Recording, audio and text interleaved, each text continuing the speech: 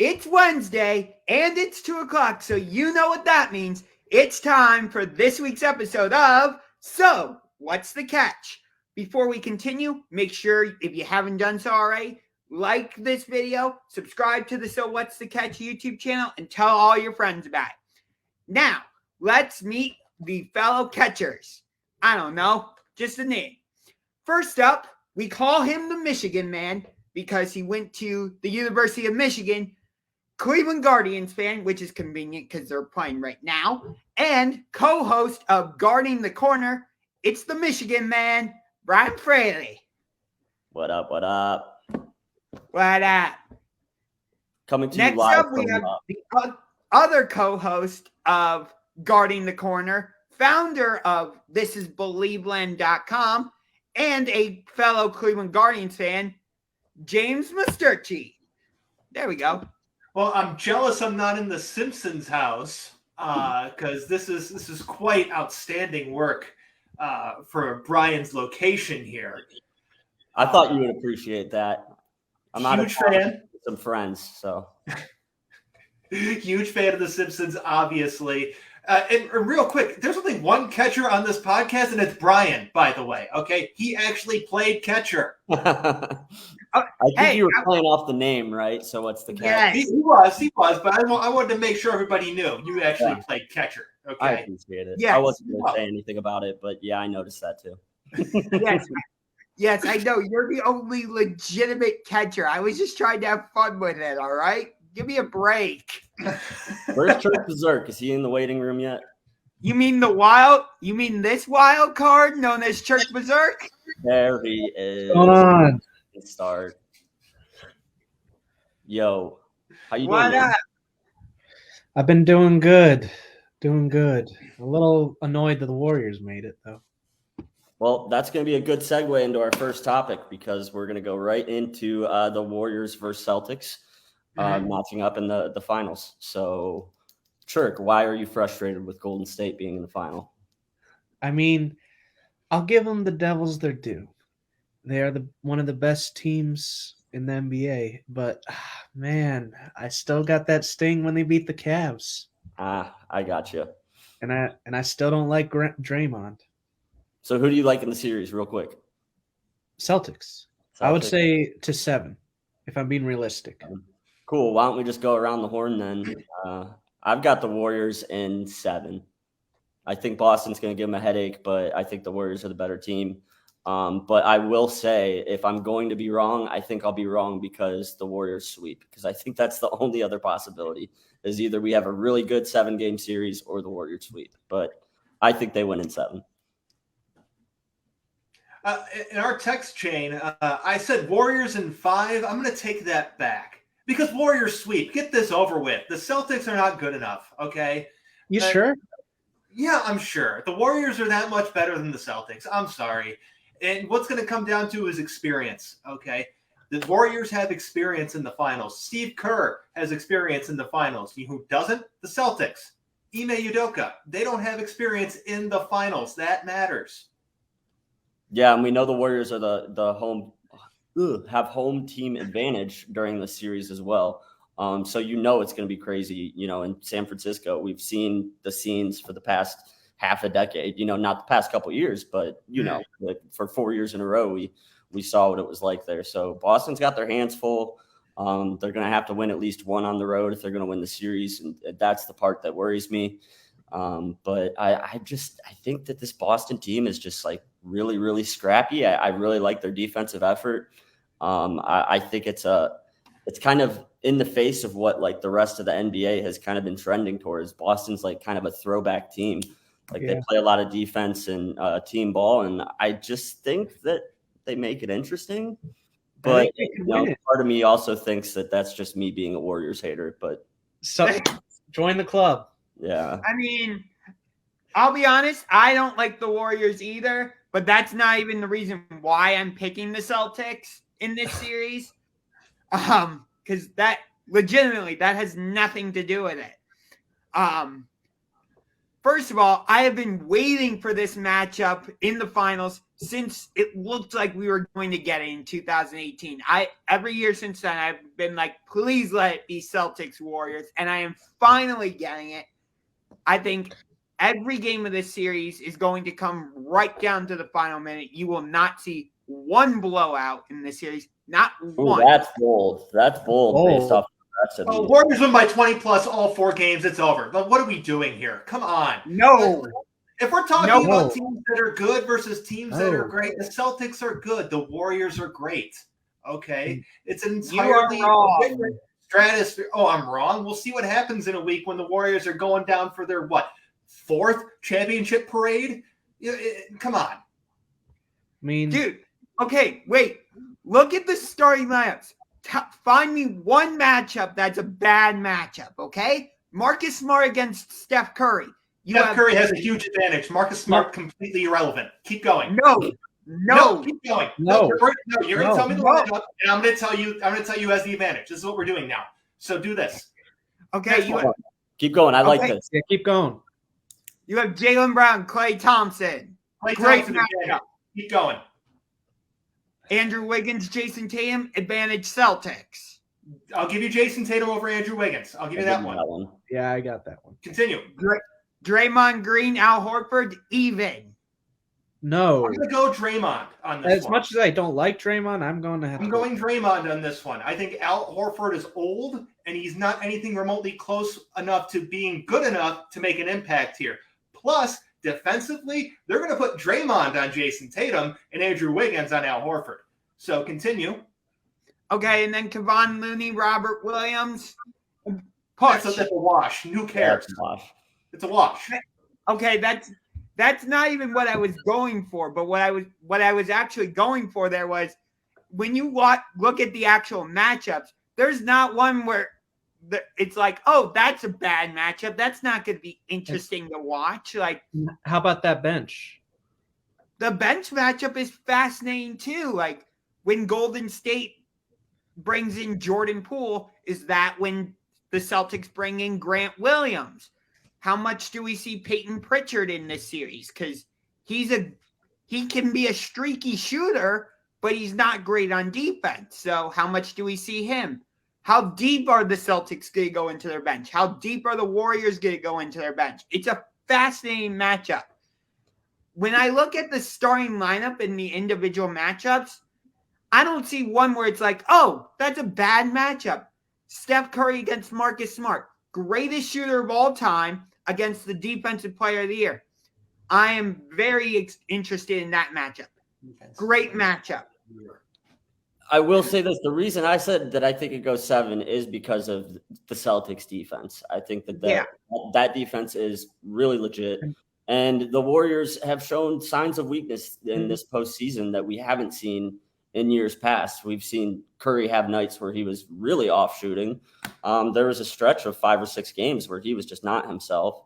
And, they're a team that relies heavily on the jump shot. And it's like if they have a game where their shots aren't falling, I think the Celtics can handle that game easy with their defense and their, points in the paint and all that. So it's all going to be dependent on what Steph and Klay do.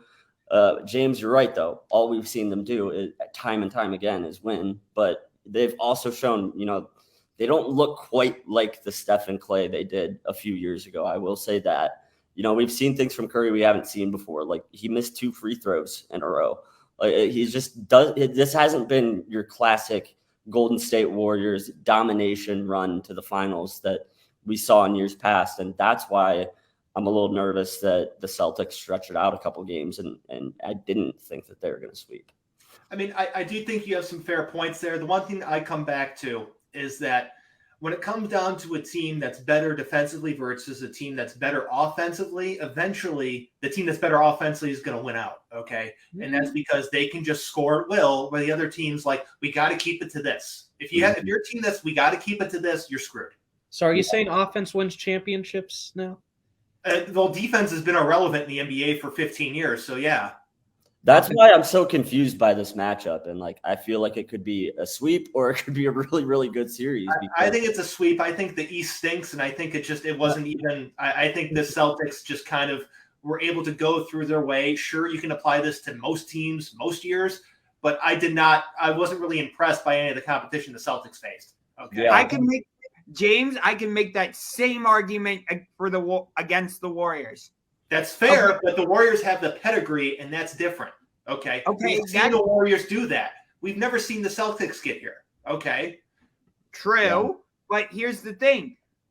Who did the Warriors play in the first round? They went up against a Denver Nuggets team that only had Nikola Jokic. Yes, he's the MVP, but they didn't have Jamal Murray or Michael Porter Jr.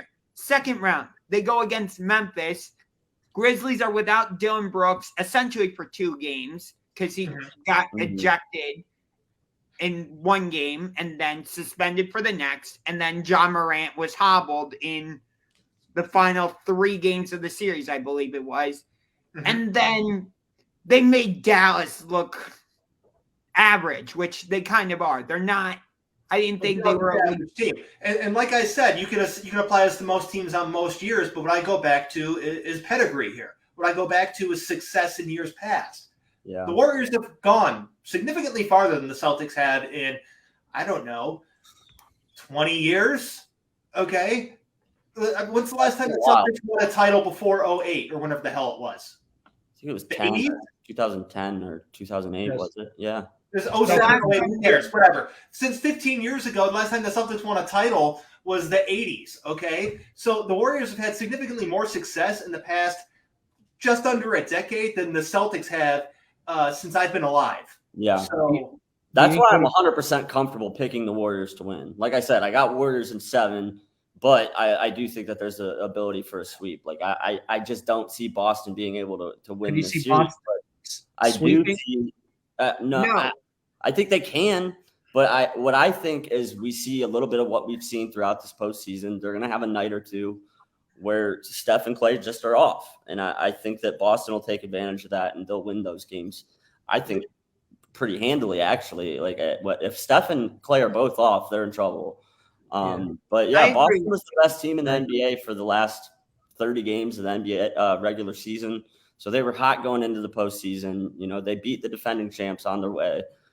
So, you know, they've done some things to prove themselves, but I just don't think it's enough to overcome the Warriors. I just look at this, and this reminds me so much of the 07 finals between the Spurs and the Cavs, where the Cavs were just no match for the other team. It really I don't think it's like that. It reminds me of just that much of a mismatch that they're not going to have a chance. I don't believe in the Celtics team. I think they're good, not great. I think they've overachieved for most of the season, including the playoffs. I don't think they have enough there to actually make this competitive. I mean, shit, they're starting Al Horford in 2022. What are we doing? Al Horford's still not bad. Postseason, though. He was unreal. Age catches up with you in the finals, man. Age Definitely, catches especially when you're going 7-game series on your way to get there, you know. So like he's got some wear and tear, and that's going to catch up to him. That's for sure. I understand that, and you both make valid points. So I don't totally disagree with anything you're saying. I just think that the Celtics defense is something the Warriors have not faced in their postseason run. Memphis isn't at the level of Boston defensively. Denver obviously wasn't. Dallas wasn't. And you could say the same thing about Boston going against offensive teams. Like Brooklyn, yeah, they had Kyrie and Kevin Durant, but you could tell that something was off with them for those 4 games for the most part. I'm not going to say it was because Kyrie and Boston, whatever, but something was off with the Nets throughout that series. And with the Bucks, it was, they didn't have Chris Middleton for that whole series. How would that have changed the series and all that? And Miami, Jimmy Butler had a couple 40-point games, but it's like he'll have one of those types of games, and then he'll have like a 14-point game. So Miami didn't have a consistent offense, and Kyle Lowry was in and out of the lineup, and Tyler Hero in and out of the lineup. So sounds like you're making arguments for Golden State now. Yeah. Yeah, that's what I'm hearing, number one. Number two, the Warriors are scoring 114.5 points a game this season. That was postseason. This leads all postseason teams. Okay. Celtics, 107.1. That's 7 points is a lot, especially in the postseason. What about defensively, each team? And then you look at field goals made per game. Golden State's making 42. Boston, 37. Ooh. Yeah, big difference there. Field goal percentage, Warriors have the edge in that as well by just about 4%. And they shoot a ton of threes, so that's kind of shocking. Threes is similar. 13.5 to 13.4, 30, 3-point percentage, 37.9, 36.2, both in the favor of the Warriors, but it's closer. Yeah. And I'll say this about the Warriors too, like they play more defense than people give them credit for. They do. I agree. Clay's a good defender. He's a really good defender when he hasn't looked quite like he has in years past, but I think that the occasion, I think he'll rise to it. I just love Klay Thompson. Everything he does is special, and I think he'll rise to the occasion. And I think to see his effort level go up mightily in this series. So it's not like they don't play any defense at all.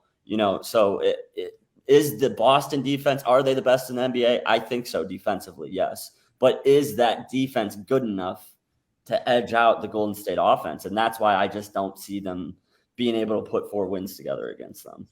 That's a fair argument. And by no means do I disregard Golden State's defense. I think they are – you got Draymond Green, who's won Defensive Player of the Year. Yeah, I didn't even mention him because that goes – Oh, yeah. Isn't Marcus Smart Defensive Player of the Year? Marcus Smart won Defensive Player of the Year for the Celtics, so yes. Oh, why are you doing that? It's a guard. He shouldn't win that award. I'm sorry. No. Oh, my God. Give me a break. I definitely knew you were going to hate on that. Give me a break. Guard. It's been a long time since another guard won defense. He's a good defender, but he's a guard. Yeah. So what? With a guard winning? The Player of the Year award should go to small forward, power forward, center. No, I think it should be about steals and what like how you like the guard is one of the people that guards at, like multiple positions, and Marcus Smart guards 2 positions. Small forward would actually fit that better because a small forward can guard point guard to center. Number 1. Yeah. That was the acceptance of defeat right there. That's what that was. Let's be real here. If we're looking at versatile defenders, it's got to be small forwards and even the more athletic power forwards and guys who are centers, but they're not centers. Like Evan Mobley's not a center. You can call him a center. He's not. And what about Giannis is listed as a small forward, and he's the same fucking size as Evan Mobley. Okay. Right. Now, do you think Smart can get his fouls called for him? That could be the difference. Where are they playing? Who's reffing the game? If it's in San Francisco, Marcus Smart is not going to be friends with the referees. I'll tell you that right now. I'm saying I think that could be the way the Celtics win the series too. I don't think the Celtics have a chance at all with the refs. I think they have 0 chance in this series. I think they have 0 chance with the refs. You know why? Because the Warriors have been there before. Are you taking the seed through, Churk? I forgot what you said. Did you say you're taking the Celtics? Yes, I did. How many? In 7. Okay, Celtics in 7. Josh, that's what you had too? Yeah, Churk and I have the same prediction. You said Warriors in 7. So the split down the middle. That's Warriors speak for me. I'm being super aggressive. Do you think that their window is closing with the Warriors, or do you think that they have enough pieces there that, like, even if they did fall short this year, that are they going to be back in it next season? Absolutely, they'll be back in it next season, 100%. I think they're going to have trouble against Phoenix. No, I think the Suns. I'm going to have to disagree with you on that one, Churk. I think the Suns' window is pretty slim. It's not as wide open anymore because their best chance to win it was this season. They failed, and who knows if they're going to retain DeAndre Ayton or not. Chris Paul turned 30. He's going to be a Piston. Prediction. He can go to Detroit. Detroit can acquire Colin Sexton too. Do that.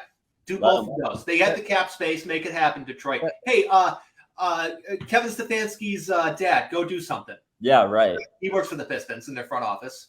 I think. Okay. Isn't he their GM? I think so. Ed Yeah, Stefanski?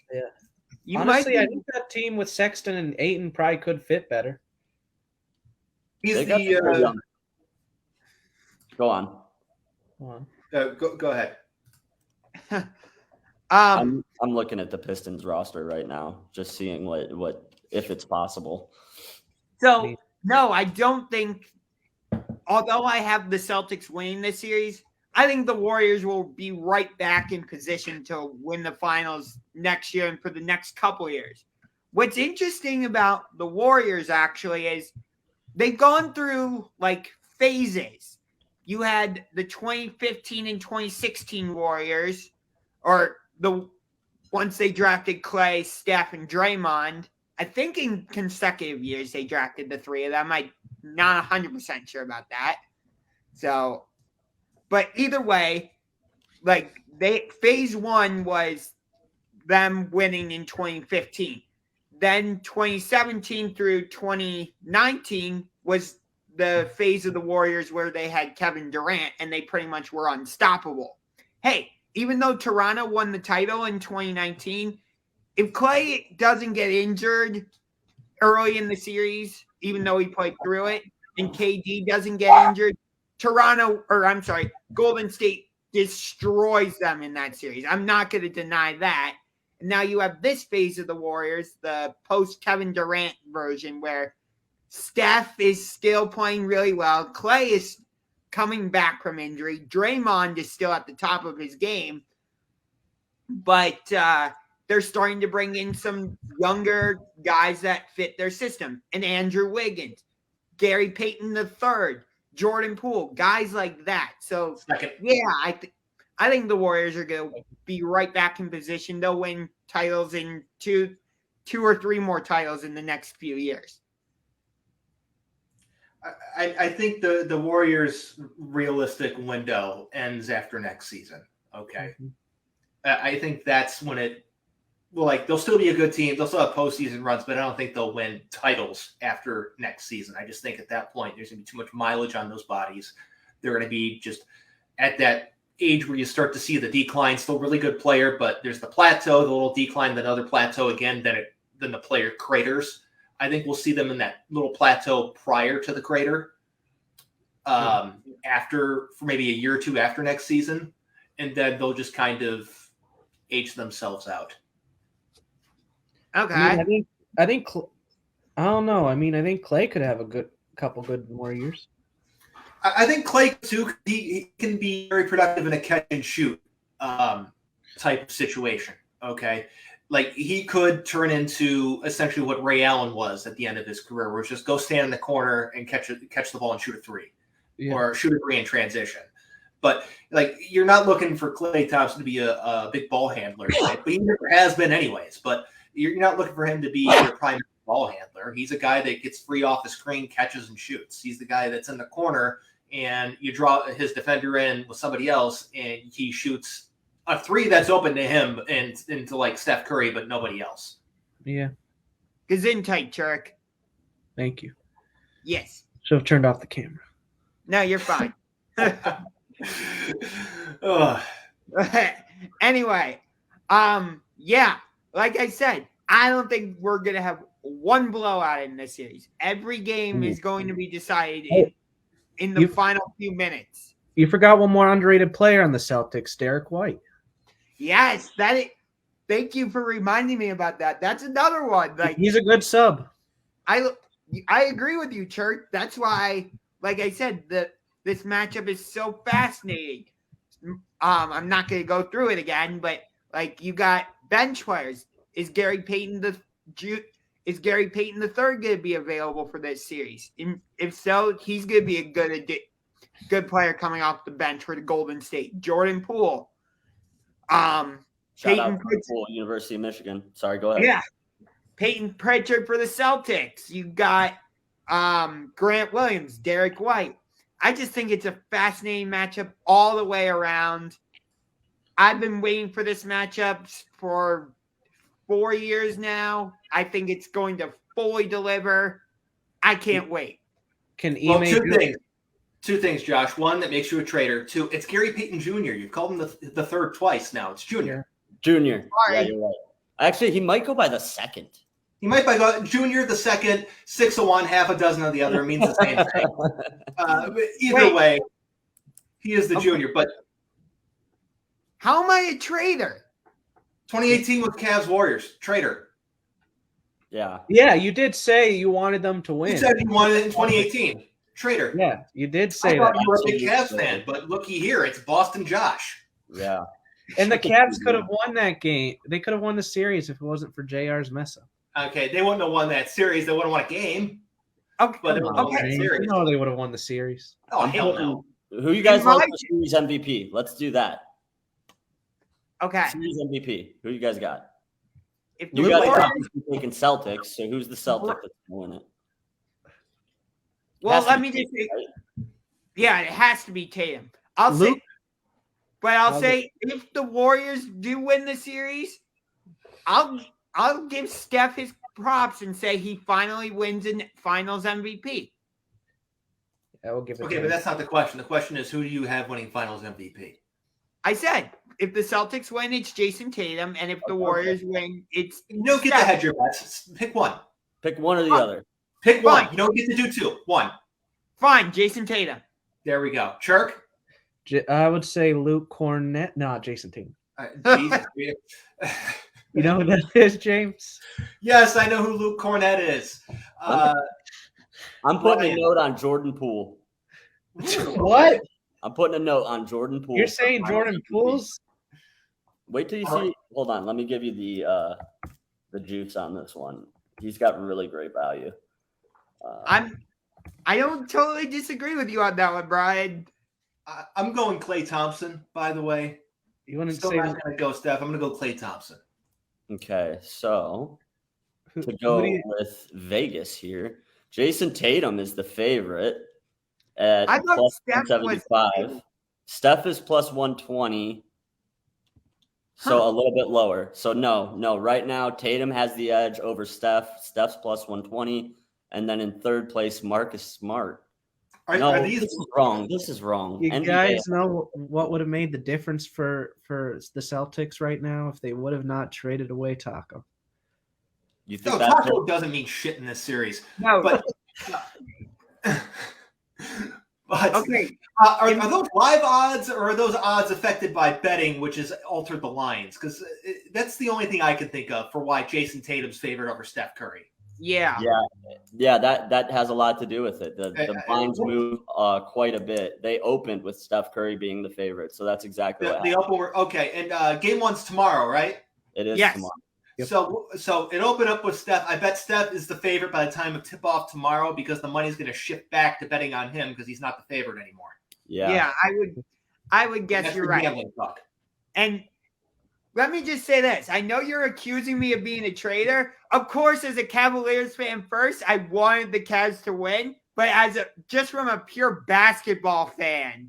So two different things. Pure basketball fan, I wanted to see Celtics Warriors, but as a Cavaliers fan, yes, I wanted the Cavs to go to the finals. I mean, I know if I can trust you, Josh. I mean, you're wearing green right now. He's a Celtics Right. fan. He's a closet Celtics And he is. Right. fan all along. Oh, And Jordan he Poole is is. plus 3,000. So $100 bet on Jordan Poole wins you $3,000. Who are the best trash players in each team?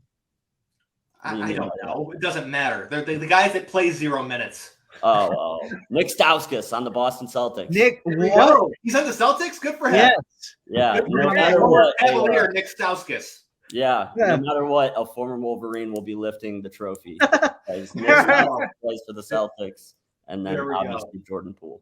Wait, who's on the Warriors? What do you say? Jordan Poole. Jordan No, Poole. not. He's good. I said trash. Oh, we're talking about bad players? Oh, I thought your question was We Michigan. already went through the Celtics.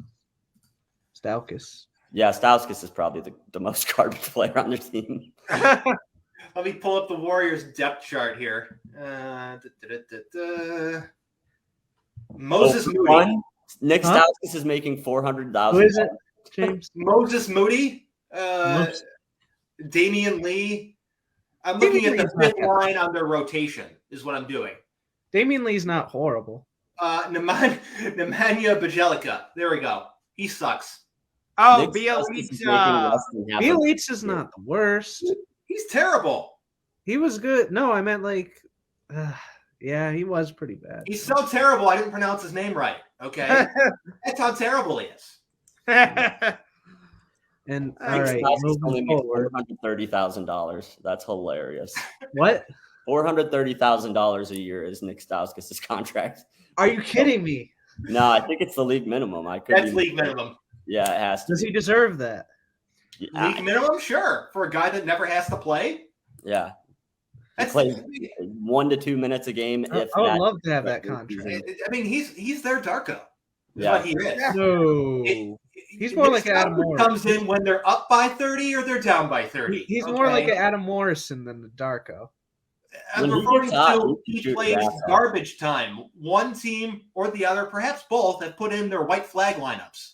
Okay, or it's let's just get this shit over with. I don't want to compete. I don't want anyone important to get hurt. If any of these guys get hurt, guess what? There's a guy in the G League that can come up and replace them because you know why? They don't play. Yeah. I mean, shit, this is like Sasha Kaun territory that we're talking about. All right? These Or guys Sasha- don't play and they're not supposed to play. Remember when Sasha Pavlovich was playing? I remember Sasha Pavlovich. Yeah. He wasn't How bad. Where did his name just come from? You just brought up, he heard Sasha and went, oh, Cavs, Sasha Pavlovich. That's exactly what happened here. That's exactly what happened. Yes. That is Not wrong. Churk. This is why we call you the wild card, dude.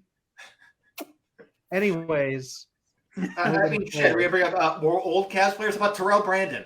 no, There we go. I'm good with Sasha Pavlovich. Or because he is Steve talking about Kerr, Sasha Khan. Ron Ron Harper, Wagner. Bill Lambier. Come on. Jamario Moon. I missed Mario, but he was bad. Ira Newble. Oh, Darius Miles. There you go. Darius. I was seeing if somebody would catch that. Oh, I caught that. JJ. Come on. I played with jackasses in the middle of nowhere high school or middle school doing that during league games. I'm like, Really? dude, you're 5'2". You made a layup. Calm down. Yeah, when How I was about- playing basketball, that was still a thing. Yeah, people were just like, oh, yeah. I'm like, dude, you stink. Yeah. How about JJ Hickson? What are we Could've- doing right now? Ugh. We just need to name Cavs play. Let's just do that for the next hour and a half. Just name old Cavs players. Yes. You brought up JJ Hickson real quick. Most annoying non-trade that never happened, not trading fucking JJ Hickson for Amari Stoudemire. Oh, God. Yes, we could have had him. Hickson had some bounce, man. He was explosive, but yeah, that would have been a slam dunk trade, obviously. And Yeah. LeBron would have left, you think, with Oh, he Amari? probably still would have left, but he might have left with the ring already. Right, That's exactly. the difference. Mhm. Yeah. And Yeah, I think LeBron was always going somewhere, but it would have been nice to win before he left the first time. We also may not have seen starting center Shaquille O'Neal in Cleveland either. Oh, If we yeah, had that was Stoudemire. fun. Hmm. God, Shaq played for every team in the NBA. I swear to God. It seems like I would have loved to see him just sign 10-day contracts with every team and come up with a handful of new nicknames for each new city that he has. Oh, that would've been Oh my god, that would be so awesome. That'd be missed so out love on it. the- I love it. I love that idea. That would have been so fun if he would have done that. Back to Cleveland, we heard a Oh, good James's favorite tight end signed a five. Oh, we're not there. We're not talking about Browns yet. We have some Cleveland basketball stuff to talk about Yeah. because Let's stick to basketball. have you heard that there's a former Cavalier? He's currently residing in California. He's coming back to Cleveland. It's Luke Walton. Hey, He's an assistant coach under JB Bickerstaff. yeah, Come on. How'd you like Yeah. that, Churk? Got you all hyped up for Luke fucking Walton. I mean, it's not a bad move. I mean, I think he's a better assistant than a head. He's a terrible head coach, but Yeah, he's shown he's the a terrible ability head to be productive in the assistant capacity. And if a coach has to have a leave of absence for one reason or another, he can handle things on the Yeah. short term. I think he can, and I think that was the best move the Cavs made to get Luke Walton because, like I said, better assistant coach than a head coach. Yeah. I mean, people forget he coached more of the Warriors games during that 73-9 season that Steve Kerr did. That's right. Okay? He did. Like, that happened. That did happen. Granted, that's the best regular season of all time. Regular season of all time. Yup. They Patriots themselves. They did. They are Seattle Mariners themselves, or insert team here. Okay. Yeah. 90s Cleveland Guardians. I would say even that year's Cleveland Guardians. But that year's Cleveland Guardians. Yeah. But Luke Walton coming back to the Cavs. Yeah. It's a meh hire for me. I think there's better options out there, but I do agree with what you said. If we need somebody to step in as a short-term solution, he's definitely a guy that can, has shown that he could handle that. So I'm okay with it. It just doesn't do anything for me, if that makes sense. Yeah, interesting sliding doors moment in all of this. Bickerstaff actually almost joined Luke Walton in Sacramento before Bickerstaff got hired in Cleveland under John Beilein. That's so. Imagine the world where Beilein gets fired, but Bickerstaff's in Sacramento under Luke Walton, and where they're just continuing to be terrible. Wow. We probably still going through the bottom of the barrel of coaches here. Bring back Mike Brown for a third time. I hate when I can't believe we did that. That was ridiculous. Yeah, that was really stupid. I think it's interesting. I do think it's interesting that now two Warriors assistant coaches have been hired elsewhere. Like Mike Brown, Warriors assistant, got hired to be the Sacramento Kings head coach. Luke Walton, that's just circle of nightmare. That is the head coach of the Kings, going from the Cavs to an assistant on the Warriors to the head coach of the Kings. I expect to see Mike Brown as an assistant in Cleveland in 2.5 seasons. I'm serious. Mike Brown wasn't a assistant with the Lakers when he only went to the playoffs only because they had Kobe. When LeBron comes back, I'm sure he'll bring Mike Brown with him. What will happen is we'll have Mike Brown here, then LeBron's going to be able to come back and we'll fire Mike Brown again. There we go. That's I what like he's going to do. It's destiny is what that is. Let's be real here. Back to what we were saying about Luke Walton. Could we ever have the dream commentary of Austin Carr and Bill Walton?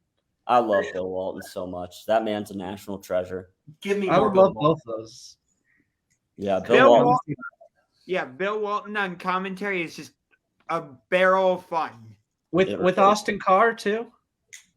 I could live without Austin Carr's Come commentary. on, man. Give me Bill Walton. Just give me. I just want him to have a microphone. Just no play-by-play. I just want him to sit there and just tell us how he thinks the game's going and what his general feelings are, because that would be quite the roller coaster trip. And I imagine he would be on a trip of some sorts as well. So it would be a lot of fun for the audience. Okay. Yeah, Bill Walton has done all of the acid in the world, all of it. All of it. He'll get Ubered down to the stadium or driven or in a car or whatever. Yeah, he's not going to be in a state of mind to drive. He's going to be listening to Grateful Dead the entire way there. I don't think he has a driver's license anymore. He knows better. He's going to request the stadium just play Grateful Dead in between every single timeout before and after the game and halftime. Oh, look at that. Look at that. Okay. Dead Cavs. Shout out. I didn't even think about the Walton connection. That's fitting because Luke Walton's also a big fan of the Grateful Dead as well. What about Austin Carr with him? Throws the hammer down. He certainly throws the hammer down. And then I love Austin Carr. I really do. And what's his other? I love. He could be a rough listen. He could be a real rough listen. Why do you say he's a real rough listen? He's a homer. That's not always good. Yeah, sometimes it's not. And the fact color guy, I guess, but I don't know. He's just very. And the fact that he sometimes states the obvious at weird times makes him even better. Mm-hmm. I mean, okay, there is no tradition, unlike any other, than Austin Carr taking to Twitter 3 hours before tip-off. Hey, Cleveland, it's game time. There's some other stuff with multiple spelling and grammar errors and words put together. Okay, again, winning time. Every single time. Hey, Cleveland, it's game time. It's winning time, Cleveland. And he sent it out at 3:59 because I assume that's the time he logged into the stadium's Wi-Fi as he got there before the game starts. Of course. Again, He's one of the best Cavs Cavs players. I of all really time, do. Down, absolutely, and I- he's a good guy, but he's a painful listen for me. I Why think do we you need to cycle in somebody else with him and alternate, honestly. Him and Bill Walton. 82 games, Austin Carr can get a little rough towards the end. It's a long season. You're That's tired why. of hearing That's get that why weak when stuff out of there? Go ahead, What? Josh.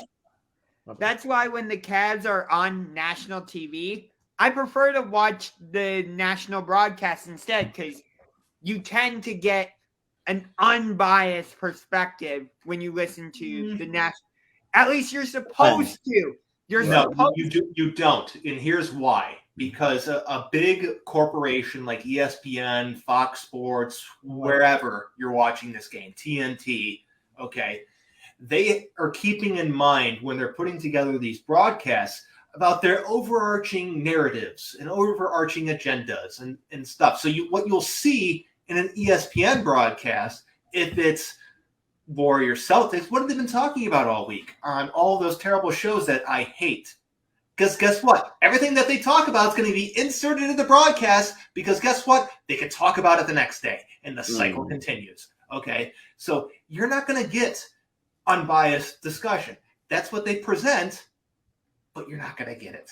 Yeah, you're going to get their take. Especially when that fucking corpse Hubie Brown's on a broadcast. Okay? That guy's the fucking worst. Yeah, and Mad Dog, what's his name? Russo? I can't stand that guy either. Holy shit. He's the new Skip Bayless. How about who's the one who hated the Cavs? Was that Van Gundy? Did Van Gundy hate the Cavs? Jeff Van Gundy. Yeah. Here's the thing about Jeff Van Gundy. Okay, he doesn't necessarily hate the Cavs. He grew up in the Bay Area, and he's a Warriors fan. Come on. Yeah. This is knowledge that I'm not sure everybody is quite aware of. I only caught this because I was watching a Detroit Tigers broadcast when Stan Van Gundy was the coach of the Pistons. He went into the booth to talk about his brother Jeff, and they grew up in that area, and he latched on to being a Warriors fan since a child. So if you ever hear what sounds like a little bit of bias in Jeff Van Gundy calling a Warriors game, that's why. Yeah. Makes sense now. Makes Makes total sense. sense now. Okay, so maybe basketball was a bad example of it, clearly. But Would you like to talk about baseball broadcasts with Alex Rodriguez in a Yankee game? Would you like to talk about those? Yeah. no. See, I really like Alex Rodriguez, but he can be a Yankees homer. This is part of the problem with like always hiring former players. You know, it's hard to get people who are like not heavily biased. You know what I mean? And you can't blame them. Like, who would? I mean, you know, some of them might not. Of course. Some of them, go ahead. No, I was done with my thought. Go ahead. I was saying they could also be against their former team because of the organization purposes. I mean, sure. Be saying bad things about them on commentary. I've heard that happen. I mean, look at Charles Oakley, for example. Okay, him and the Knicks did not get along for a while. Okay, Good point. but you know, when you look at, there are a lot of times former players go on and they're very much former team pro agenda. I mean, again, I mentioned A-Rod is very pro Yankee. Nick Switcher, I love Nick Switcher, pro Yankee. Okay, Mm-hmm. you know, outwardly saying "Let's go Yankees" on their pregame broadcasts. Right. Yeah, he literally doesn't hide it at all. Yeah, and like David Ortiz, I love him too. He voices his distaste of the Yankees. Yeah. You know what I mean? Yeah, quite openly. So it's you're not always getting the unbiased product that they present to you. Yeah, they're few and far between, like finding like genuinely unbiased like people who don't show it. You know, it's hard to find anybody and who's not biased in one way or another. Fair point. That's Anyways, we've gone completely off the rails here. Okay, because 45 minutes in, we've talked about two things on the show sheet here. Real quick, speaking of Cavs coaches that have been hired, Ime Udoka said he was the runner-up to the Cavs, the Pistons, and the Pacers during their coaching searches That's interesting. before getting hired by the Celtics. Wow. Missed opportunity there. Definitely. Yeah, that's interesting. I didn't hear that. That makes you wonder. It does, but at the same time, probably better for him that he was the runner-up then, so he could coach this Celtics team. Oh Okay. God, for him, yeah. I mean, the Pistons, dumpster fire. The Pacers, dumpster fire. The Cavs, they were a dumpster fire. I mean, let's say they hired Udoka during their last coaching search. Who's to say he's here still? That's a good point too. Yep. And you look at the Pacers hire, it was Rick Carlisle. I mean, he's just there to manage a team going through bottom feeding time and just try to provide some stability to the franchise before they get their way back up. The way I've always described Rick Carlisle is he is the guy before the guy that you have as your head coach. Okay. He's not going to get you there, even though he did once. The majority of times he's not going to get you there. It's the next guy that gets them over the hill. Yeah, Right. They're like gap quarterbacks, like these quarterbacks that go from team to team and are basically just holding a spot until they have a number one pick the next year or whatever it may be. Yeah, that's definitely what's happening. So, And so, I mean, Udoka, you're better off not being in any of those places. You're better off being in Boston. Clearly, you're in the finals. yeah. But, there's a really good chance that he gets fired after a year or two or middle of the second season when the team's 20 games below 500 and disappointing again. I mean, it's an eye opener to me that those teams that you ran through, none of them took a flyer on him. It's just puzzling because he's shown that he's more than capable of being a very, very good head coach. Mm-hmm. So, yeah, I mean, there's nothing wrong with JB. I mean, he's done a good job, but it would have been interesting to see what he could have done with this team. Certainly. I agree with you. Maybe it might just be the case of right coach at the right time for the Celtics. And we'll see. Maybe Bickerstaff turns out to be the same way of him being the right coach for the right team.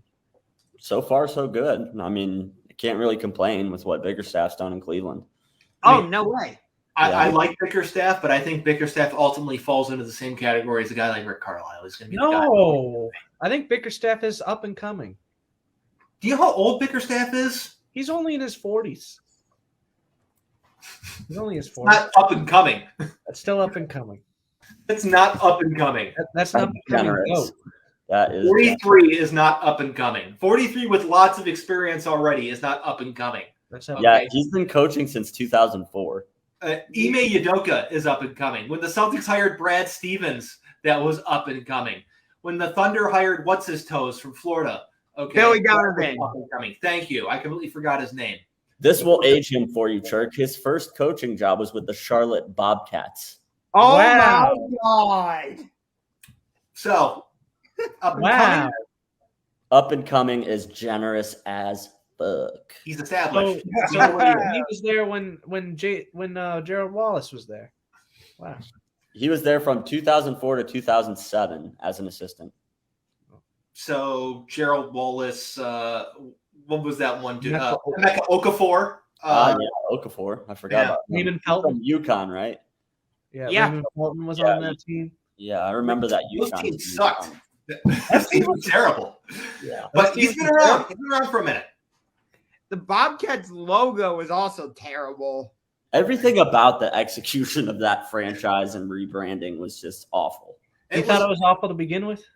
Oh, it was terrible. It was terrible, but somehow they managed to convince the people that own the Pelicans to give them the Hornets branding so they can go with this Pelicans nonsense. The Pelicans execution's terrible. Oh, yeah. It's awful. It's a bottom five, just total graphic nightmare. I like the color scheme though. Color scheme's good because it's New Orleans. Yeah, it's all Mardi Gras themed. I like the concept. I like the idea behind it, but poor execution. I mean, that color scheme was so great. The New Orleans Jazz thought of it 45 years ago. Okay, for a basketball team. So they're not exactly discovering new things and breaking the mold. They went back to what was popular when the Jazz was here. Right. And the Bobcats totally ripped off the Cavs color scheme and the Knicks color scheme. Yeah. They didn't do nothing new. And then the Bobcat itself was just a god-awful clip art drawing. Do you remember their 2011 season? No, I don't remember anything about the Bobcats. James knows what I'm talking about. What was it? It was they had less than 10 wins. They had 9 wins. They No were- way. That was the that. the strike shortened season. Yeah, Uh, and then- Lockout shortened Nobody's season. not won 10 games in a full NBA season. no, but they I think they could have gotten there. And then They would have ended up winning 10 games over 82. and on top of it, they made a terrible draft selection of Michael Kidd-Gilchrist after that. Who was the hot hand? Was it Jason Capono was the hot hand for them? I think no, it was like Gerald Henderson. Oh, Well, okay. we have Jason Capono. And they had Kemba Walker on that team too. Oh my God. Yo, Jason Capono was a cheat code in whatever 2K. NBA 2K was out back then. So was Wilson Chandler back in the day. Yeah, there's Okay, some guys that so- are just unfair good in that game that are just not good in real life. It's Andrew hilarious. Wiggins. Wiggins? You don't think Wiggins is good? No, I think Wiggins is good, but I think he was like unfairly good in 2K. Like every time, Oh, okay, I got you. every time I would love to play as Wiggins in 2K. Yeah. All-time whiff by the Bobcats in that draft, by the way. They took Michael Kidd-Gilchrist over Bradley Beal, Damian Lillard, Andre Drummond, and I'll stop there because at that point we're at pick number 9. I mean, without hindsight, I know why they picked him is because they won the championship with Anthony Davis. That was the reason why they picked him, and they thought they wanted It's defense. because of Anthony Davis. It had nothing to do with Michael Kidd-Gilchrist. But speaking of people that I want nothing to do with on the Cavs, Colin Sexton apparently wants starting guard money. No. He's delusional. He's delusional. He is. I'm glad we're all on the absolutely same page with this because there are a lot of people out there that are really on the Colin Sexton bandwagon, and I don't quite understand it. No, I think no, his numbers no. were completely inflamed by being on a dumpster fire of a team, and his usage numbers were absolutely asinine and unsustainable. He's a guy that just doesn't do much for me. He's delusional. Yeah. So I've compared him to a glorified Jordan Clarkson before. Glorified Jordan Clarkson? It's a good comparison. No, No, why not? I think he's more like a Steve Francis. Oh, Steve Francis was good. Yeah. Steve Francis was a starting guard. Colin Sexton's not a starting guard. Yeah. You saying Yeah. Stevie Franchise is better? I think I so. would rather have Steve Francis today than current Colin Sexton. Okay, let's be real here. Colin Sexton's a bench player. He's not a starter. He's a sixth man that shouldn't be running plays. His goal should be just score, and whatever happens, happens. Which means you're not paying him starting guard money. Let's go. Agreed. Yeah, no. I've made this comparison in the past, kind of along the same lines of what you're thinking, James. I would compare him to the Houston Rockets version of James Harden. Not because I think he's a superstar caliber player like that, but because when he was in Houston, Harden would just stand there and dribble, and the rest of the guys would just stand there on offense and do nothing. It's the same way here in Cleveland. When Sexton's in the game, he just stands there and dribbles, and there's no offensive movement. You don't see Jared Allen posting up like, hey, give me the ball, give me the ball. I didn't see a lot of pick and roll game like how effective it is with Garland and Allen. Whereas like I said, there was no ball movement when Sexton was out there. So I view him as the Houston Rockets version of James Harden. Now, let me be completely honest here. I listened to about half of that because I was too busy writing down. You just compared Colin Sexton to James Harden. What are you doing? Colin Sexton is not anything like James Harden. I'm not saying they're You just said it. You just did. You just literally said You it. literally just did. Okay. I was talking about their style of play, not their caliber of player. Okay, that's better. Style of play still not. It's not even quite right either, because Colin Sexton is not as good as a 3-point shooter as Houston James Harden. All right, Colin Sexton is the guard Kevin Martin. Why do we keep picking other players? The answer is fucking Jordan Clarkson. He's Jordan fucking Clarkson. I'm on Basketball Reference right now about to compare him to Jordan Clarkson. I'll let you know what I get here. I think he's better than Jordan Clarkson. You think he's better? Points wise, yeah. The guy had 24 points. He played for a shit squad and took 8,000 shots per game. He was 44%, 45% field goal. Was he? Yeah, he actually was. Yeah, 2019, 45 per. Yeah, 0.458. How many shots did he need to get there?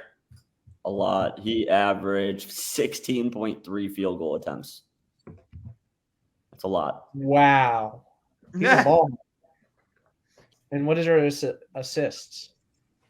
He averaged. Let's see here. Share this.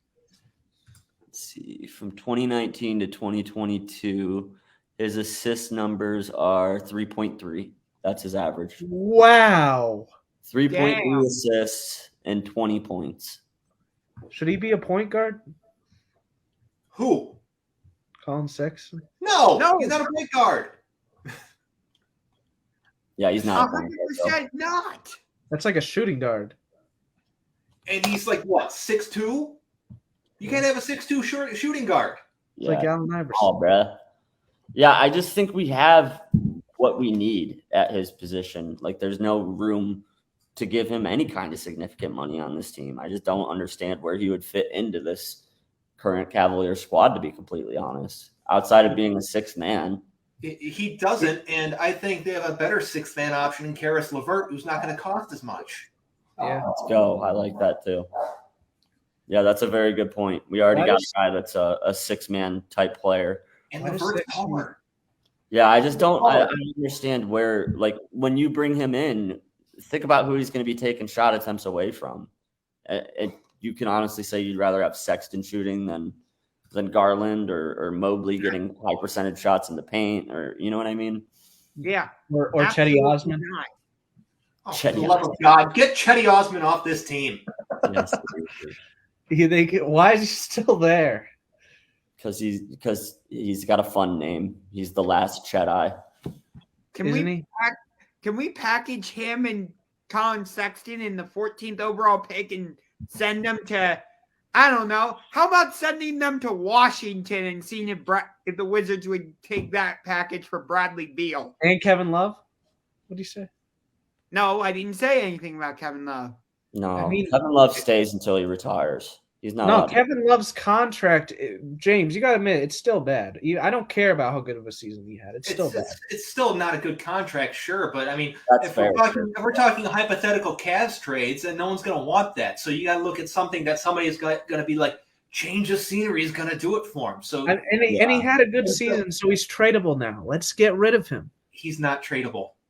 Come on. Not with that contract. Not at his age, not at his contract, not what his role is. If you're looking to trade players off the Cavs, the players you should be focusing are Colin Sexton, Isaac Okoro, and the 14th overall pick. Not Kevin Love? You package all three of those together, send them to like Detroit for Jeremy Grant or something. Okay? Jeremy Grant? It's a good option. It's a better option than what we're offering up for him. Could get a good, and he's a 20-point guy. Yeah. Go ahead, Josh. What were you going to say? I mean, I threw a trade out to you earlier on a different show that we were a part of, but I don't think you liked it. But why not try and make a trade with Utah and see if we can bring in Donovan Mitchell? They'll never make that trade. They'll never do that. I'd love Donovan. They would never make that trade. I think that starting backcourt would be fantastic. Garland and Mitchell. But it's just not going to happen. Is the problem. It's not going to happen. Yeah. We got to look for realistic options. I think, and that's not. It's a little too far of a stretch. I mean, we got to live where things are realistic, where it's actually tangible, something that's Marcus Smart. Possible. You got to think, how's he going to fit with LeBron when he comes back next year too? Do you think LeBron's going to come back? Wait a minute, Churk, did you really just say we could trade for Marcus Smart? Yes, I did. He's never going to leave Boston. Yeah. He's a perfect fit there. That's a perfect fit for there. Yeah. But speaking of things that did happen, the things that are actually real, the new Madden cover came out. It's John Madden. Finally. When's the last time it was? It was not 2000. Yeah, so it's been 23 years. 2000. And if you had the N64 version, I don't know about the PlayStation. This is not the official logo for the game, but the other, like the actual cartridge of the disc, there was Barry Sanders behind John Madden on that cover. It's true. But John Madden was the focal point. Yeah. So there was a Hall of Fame edition where John Madden was on, like Madden 07 Hall of Fame edition or some shit like that. Yeah, I did remember that. But he hasn't been the official Madden cover since 2000. Yeah, Now- this ends the Madden curse. So. Now, this is what we want to know now. Yes, it ends the Madden curse, but does it end the Madden curse in how the EA makes a video game? I just want to make the game good again. I haven't played the game more than 5 hours in 3 years because the game's crap. Thank It's you. some arcade bullshit where it's focused on big plays and stuff that is internet content style. I want my fucking simulation football game back. 2K needs to make a football game. Yes. Yes. Bring it back. I love that.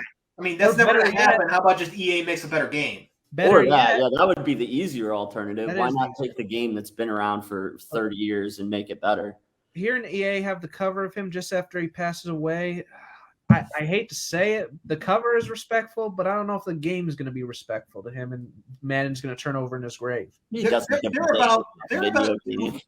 about due for a refresh in the game anyways. I mean, they've been running the same like engine and same features for 3-4 years now. They should bring back Fight They're for about due for a refresh with one of their new engines or technologies that they throw on there. Should they bring back Fight for the Fumble? Oh, fuck that. That was terrible. Might as well bring back the Vision Cone, okay? Or what about move the chain? The Vision Cone is the worst. I hate Cone was terrible. How about the feature where when you're going to kick a field goal, the accuracy meter disappears, okay? Oh, yeah. That's terrible. You had to rely on your ability of timing and not just muscle memory to actually make field goals. They should have a option where you can. Do you think they should start fights in the game? No, I don't want any of this like blitz the league crap in this game. You want to go play NFL Blitz? Go fire up an N64 or go one of those barcades where you can have a drink and go play unlimited video games. Or how about Here's an idea for what is it? A football simulator. Simulate football as accurately as you can, and make it a fucking game. Crazy, you know what I mean? Like they always are trying to like create these new things and this and that, and they forget to just make it realistic. You know what I mean? James, you mentioned that they care so much about big plays and this and that.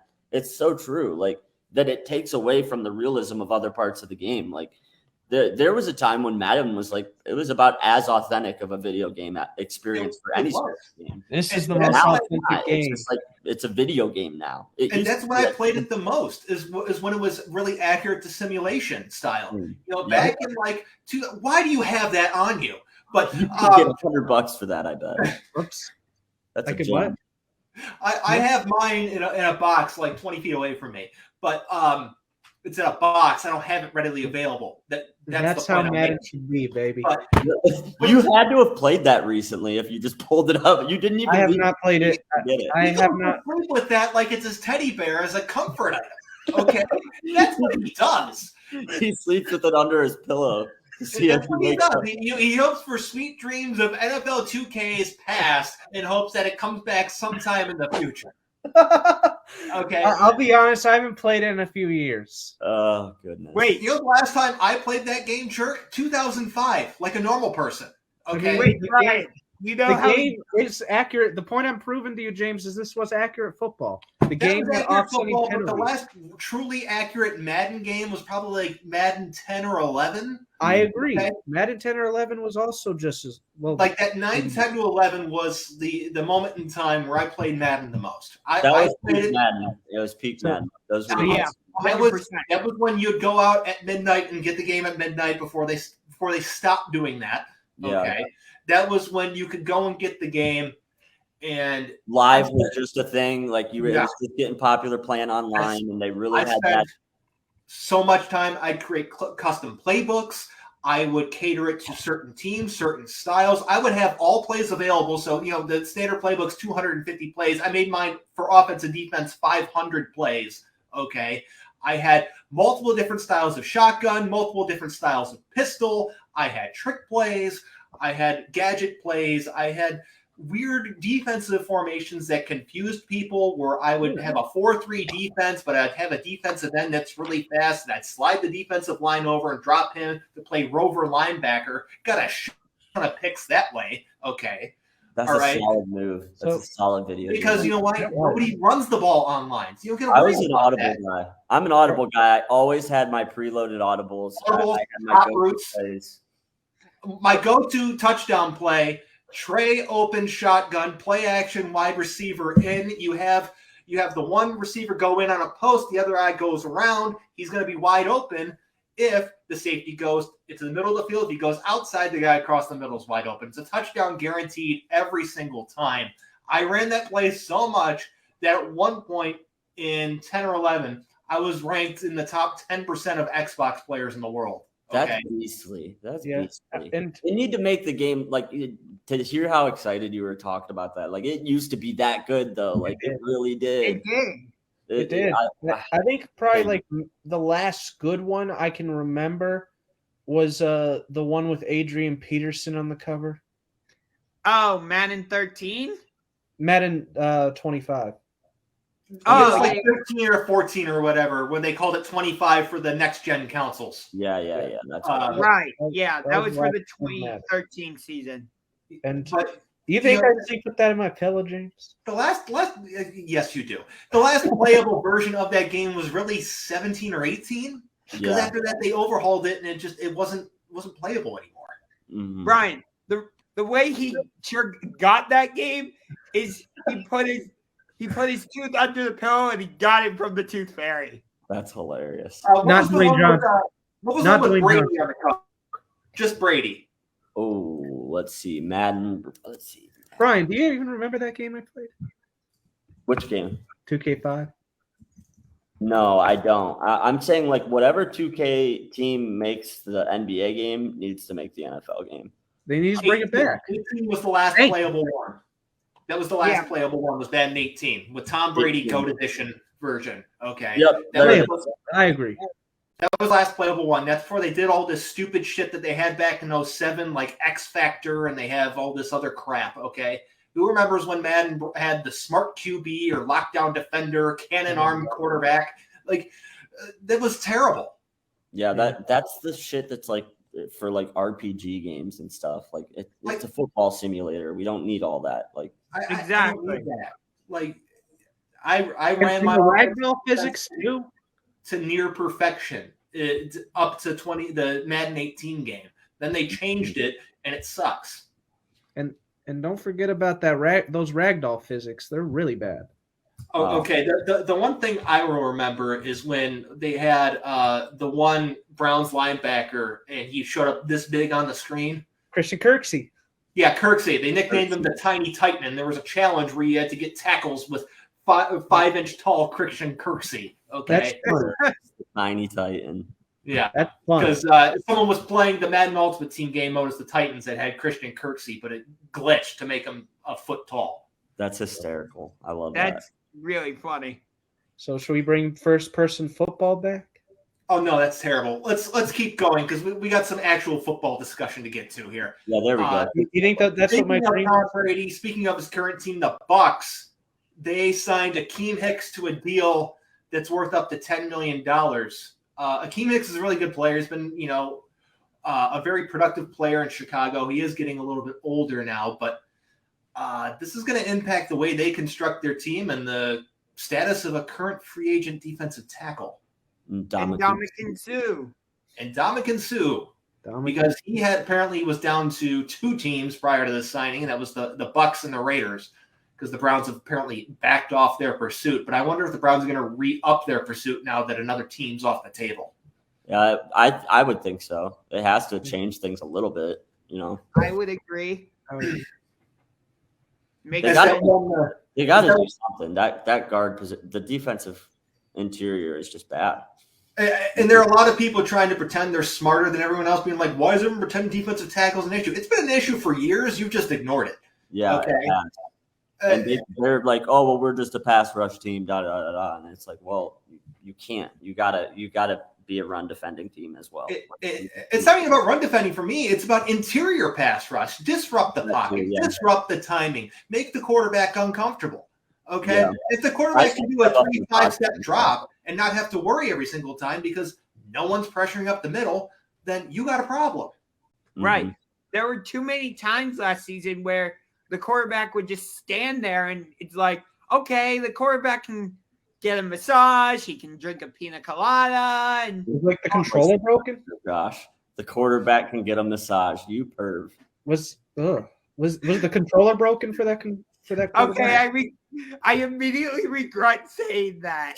That's the worst choice of words you could have ever had right there. But go on. Oh, yeah, the quarterbacks could step up in the pocket against us. We see that all the time. It's just step up in the pocket and let them fly right by you. It's like hitting air brakes in Top Gun. Either that or there was no pass rush and they could just stand there and, read a book and drink some cola. There you go. That's why Bryan's version of Ndamukong Suh was so good. That's why current Aaron Donald is so good. They're able to disrupt plays from the middle. If you can disrupt the play from the middle, you completely destroy what the offense is trying to do. Mm-hmm. You disrupt timing, you make the quarterback uncomfortable, and if it's a run play, you can make a guy block a certain area that he wasn't supposed to be blocking. You can make a guy make a decision to try and block you, which leaves somebody else behind you free to make a tackle or free to make a play. Exactly, and it takes a lot of the pressure off of Garrett and Clowney. Right, yeah. The interior guy that can rush too. You can experiment. You can do different stunts and whatnot when you have a guy in the interior that can rush like that. So it's really valuable. And last year we saw them run out the fucking Maliks, and that was a disaster. Those two were terrible. Okay. And then we got, I know Tommy Togiai was a rookie last year, and he had rookie growing pains. Jordan Elliott, I think, is what it is, unless he does something that I don't think anyone foresees coming. Right. And, some other guys like Sheldon Day, like who cares? That's insert Mike Francesa, who cares after Stan Lee died? Who cares? Sheldon Day, who cares? Okay. Get me a defensive tackle. Yeah. Get us at least one. There was a huge drop-off going from Sheldon Richardson and Larry Ogunjobi to the Maliks. And I don't think enough people really understand or are willing to understand because of some bullshit groupthink that they think everyone else has fallen into, but them themselves are in already. People get spoiled by the success of Myles Garrett too, and think that, and it's like he could do better even if we have someone on the interior that can pressure. You know what I mean? So it's like I forgot about Tavon Bryan. Having a great guy, you have to have the whole unit as a defensive line, and that's not what we have right now. Tavon Bryan stinks. Number one. Number two, the interior pass rush is so important with guys like Garrett, guys like Clowney, because guess what? They're going to get flushed to those guys. They're going to get flushed to the outside to make easier tackles and easier sacks for Clowney and Garrett. Right. And also, like we saw it when we played the Ravens on Sunday night. What did Baltimore do most of the time? When they ran the ball, they went right at Myles Garrett. Well, it's because Myles Garrett's not a good run defender. Exactly. Great pass rusher, not a good run defender. That's my point, though. Yeah. He's not a good run defender. I mean, that's why we got Chase Winovich. Chase Winovich is a part-time role player pass rusher. I imagine they'll kick in Clowney to defensive tackle and have Winovich be a pass rusher on 3rd and longs. Yeah. That's what I imagine that they'll do. I would admit, if I had to guess, you're probably right on that one. I mean, I would love for them to bring in Suh so Suh and Clowney can both be defensive tackle at the same time and just completely fuck up the center of the offensive line because those two specialize in chaos. I like your way of thinking. Yeah. So that's where I'm at. But let's talk about moves the Browns have made, not moves I want them to make. I know you don't like this move, James. I hate this move. They extended David Njoku. You are so I'm wondering why they did this. Njoku apparently wasn't going to come to voluntary OTAs without a new deal, but like, this is such a bad contract. This is terrible. I don't think it's bad. I think It's awful. He's the 5th highest paid tight end by average annual value over the life of this contract. The only saving grace this contract has is that half the money isn't guaranteed. So when they cut him after year 3, they're not going to be holding the bag with like $15 million that they owe him. Okay. I mean, last season he had 475 yards. Who gives a shit? Who gives a shit? And 4 he had his touchdowns. best year in 2018 and hasn't come close since. Yeah, sure. That's when he came close. Sure. No, that's not close. Sure. Yeah, This they had this 4 is- touchdowns then, and he has 4 touchdowns last season. I don't big give a shit about deal. touchdowns. Who cares? I don't give a shit about. I'm looking at receptions. I'm looking at yards. I'm looking at yards per reception. Sure, his yards per reception went up, but let's be real here. You take out some of the. I see your dog, Bryan. But you take out like this one long run, catch and run that he had that was really long. His numbers drop off big time. We talking about Njoku? Yep. Yeah. How do you feel about the move? Yeah, I mean, the tight end market, it kind of demands that you pay guys that kind of money now, but I just don't get it with him. It's like, what are we waiting for? It's like we keep talking about how high his ceiling is. He's been in the league for 5 friggin' years. Like, when is he going to get there? When is he going to peak? Because He was like that last year. He didn't even have a 500 yards last year. Like, he wasn't that last year. He had 4 touchdowns. So Who what? cares? What's that Sure. going to do? That's not going to Sure. win you a Super Bowl. Yeah, Good. 4 4 touchdowns touchdowns. doesn't do shit. As opposed to a guy like Travis Kelce, who leads the league in receiving yards since 2017. Like, there are tight ends who are difference makers, and then there are tight ends. He's not Exactly. a difference maker. He's not a Kelce. He's not, one of these other big dudes that are just having ridiculous numbers. Then why does he have the contract he has? Because they have some infatuation with David Njoku that I cannot figure out. Okay, He was a For first round 5 pick. years, who cares where he's picked? Okay, here's the deal. That doesn't matter. Coming in as a draft pick, he was a raw player who needed development and he needed a lot of refinement. 5 years in, he's a raw player who is in need of development and is in need of refinement. He's the same player now that he was 5 years ago. Yeah. Okay? That was my We're talking about a guy who averages 2.3 receptions for 27 yards a game. What are we doing? He has What are we you have doing? a better chance of him having less than 20, something ridiculous. It was like he has better odds of having less than 21 yards than he does of having 21 or more. Like, he's had 37 games, 20 or less receiving yards, 28 of 21 or more. Wow, Wow. that's incredibly bad. So What are why? we doing? So you think this is a bad deal? This is Yes. an awful contract. This is terrible. Yeah, I think it's bad. It's not just bad. It's awful. It's terrible. It's whatever word you want to use. He's Yeah. not Kittle. He's not Kelce. He's not. Did you fear over this, James? You had some fears about him getting a contract. I was worried they were going to do something stupid, and they went out and did something stupid. What the hell are we doing? He's a homer. So what? That shouldn't make a difference, Churk. Like, He's not good. Like- I'm sorry. I think- He's not. He's incredibly average. Churk, when we did have Austin Hooper here, I'm pretty sure Njoku was 3rd on the depth chart.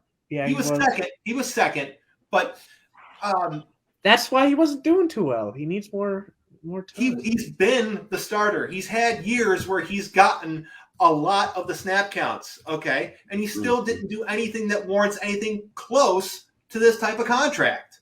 Right. I mean, in his mind, I think he deserves it. Well, of course. Well, Yeah. of course, I also think that I deserve infinite money and the ability to do whatever the hell I want. That doesn't mean that I'm going to get that. That's Yeah. This show's better than that god awful Ultimate Cleveland Sports Show, but here we are. Not Yeah, everything's fair. Just not everything's fair is the point. He played 64% of the snaps in 2021. And what did he give us? 36 catches, 470 yards, 475, and 4 touchdowns. Those are running back receiving numbers. Yeah. That's Those what you are. You think Duke Johnson would be better than him? He's the tight end version of Duke Johnson. He was the best guy in a team that was dog shit, so everyone thinks he's better than he actually is. This happens across every sport, across every team. There's a guy who's marginally better than everybody else, and he looks like a competent player. Who remembers Bryan on the Cubs? Everybody thought he was good. He sucked, okay? Yeah, he was terrible. Or how about would you put Rudy Gay on there? Sure. Okay, here, I'll give you a guy who had comparable numbers in 2019 with Deshaun Watson as his quarterback, by the way. 34 receptions, 341 yards, 7 touchdowns. Do you know who this is? I gave you the year. I gave you who was quarterback. So It's it a had tight to end, have been Tight end. Houston. Houston, tight end for the Texans, 2019, Deshaun Watson, quarterback. I'll give you a hint. He played for the Browns the year before, and everybody bitched that he went to Houston. Gary Barnidge. Not Gary Barnidge. I'm talking about Darren fucking Fells. Okay? Darren Fells had more touchdowns than David Njoku, but you're going to tell me he's better than David Njoku? He's not, by the way, but he's very forgettable. Okay? He's very relatively unproductive. These are very comparable numbers if you're looking at the same thing, but he has more touchdowns with a little less receiving yards. Yeah. People fall in love with guys like Njoku too because he's such a freak in the gym. You know what I mean? Like he's just an absolute specimen of a human. He's uber strong, but he's just not that good at the position. Is he a good athlete? Yeah, he's a freak. Could he switch to receiver, you think? He can't catch, so why are we doing this? He's not a refined route runner. He doesn't have good skills when it comes to actually getting to the ball. He dropped balls in crucial moments too.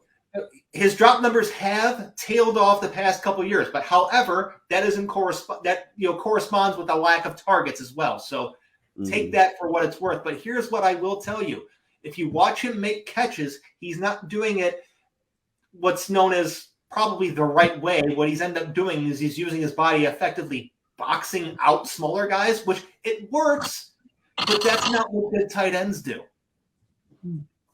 Right. Yeah, I agree. He's not good. He's average. He's a physical freak who plays tight end, but he's not good at playing tight end. They want him to be Antonio Gates so bad, but he's not. Man, he's fine. He's fine. He's average. He's average on a good day. I think what would have been worse if we would have signed Hollywood Higgins to a big one or this? There was never any chance that Hollywood Higgins was going to get a big contract, despite some buffoons on the internet projecting he was going to get $15 million a year prior to last season. Okay, because by the way, that happened. P.S. You're a moron. Okay, that's what that is. But Njoku is just this is what it is. I don't think he's good. I think they cut him after year 3 of the deal. Because it's not going to work out. I think this contract's going to age like milk out in the hot sun. Would you say this was this a memeable contract? Listen, when the guy that runs a website called Over the Cap tweets out this is a horrible contract for the Browns and his entire life is spent analyzing contracts, you got a problem. That's a red flag right there. Especially when that particular site is used by a lot of people that do nothing but pump up the Browns. Okay. It's a lot of that. It's an echo chamber, really. That's what it is. You see, your dog hates the contract too. See? No, he said, "Here we go, Brownies." Woof, woof. No, he most certainly did not. That was this contract sucks, is what that was. That dog did say that. I mean, let's look at Njoku. His 5th-year option, they paid him $6 million overpaid. He was projected to make $10 million on the franchise tag. That would have been overpaid. Okay, this contract is massive overpay. I don't get what the infatuation with this guy is. He's athletic, but he can't do anything good. I mean, he can. What can He can do what? He can get about 475 yards. Okay, you're not supposed to be paying top dollar for 475 More yards. touchdowns. The tight end market is changing rapidly, so like the guys are going to continue to get more money than this even. So I think it'll end up looking slightly better just because of how much other guys are going to make in front of him. But yeah, at the end of the day, it's completely overvalued him, and this idea that he hasn't reached the ceiling yet. It's like, well, when the hell are you going to reach it? Because 5 years is a lifetime in the NFL. It's not MLB. It's not the NBA. 5 years is a lifetime. I mean, he's the average player makes it 2.5, 3 years in the league. So, if he's not doing it now, when is it going to happen? And there is the argument, well, look at who his quarterback's been. So that's fair. Will he do better with, Watson? Maybe, but we also don't know if he's going to play this year. So it's just I don't know. And here's what I always come back to. When it talks about players who are good, who have bad quarterback situations, they still find a way to be productive. They still manage a way to put up numbers. Look at all the bullshit DeAndre Hopkins had before Deshaun Watson. Look at Calvin Johnson in Detroit. Look at current TJ Hawkinson in Detroit. Okay. Good players still get numbers. Yeah. It's a good point. Yeah. That is a Joker didn't get numbers. He got 600 yards. Who gives a shit? Okay. Look at Larry Fitzgerald. Larry Fitzgerald in Arizona had a quarterback list that's near worthy of the Browns jersey that was down in the fucking Brokaw ink down by the stadium. Okay. How would Larry analyze this team? What do you say? I don't know how Larry would analyze the team, but I'm telling you that he had some of the worst quarterback situations that I can remember. Matt Leinart? Matt Leinart. Derek Anderson? Drew Stanton. Derek Anderson? Derek Anderson wasn't there too. Yeah. Carson Palmer. Carson Palmer was good. Carson Palmer was fine in Arizona, but those guys weren't any good. Carson Palmer was good. Besides Carson Palmer and Kurt Warner, he had dog shit. Okay, but he still put up numbers. That's my point. Look at Kyle Pitts in Atlanta. He had Matt Ryan, but I mean, he's not the Matt Ryan he once was. He put up 1,000 yards in his rookie year. It didn't take him 5 years. We're seeing a contract like this for Njoku. I bet he's going to ask for $100 million.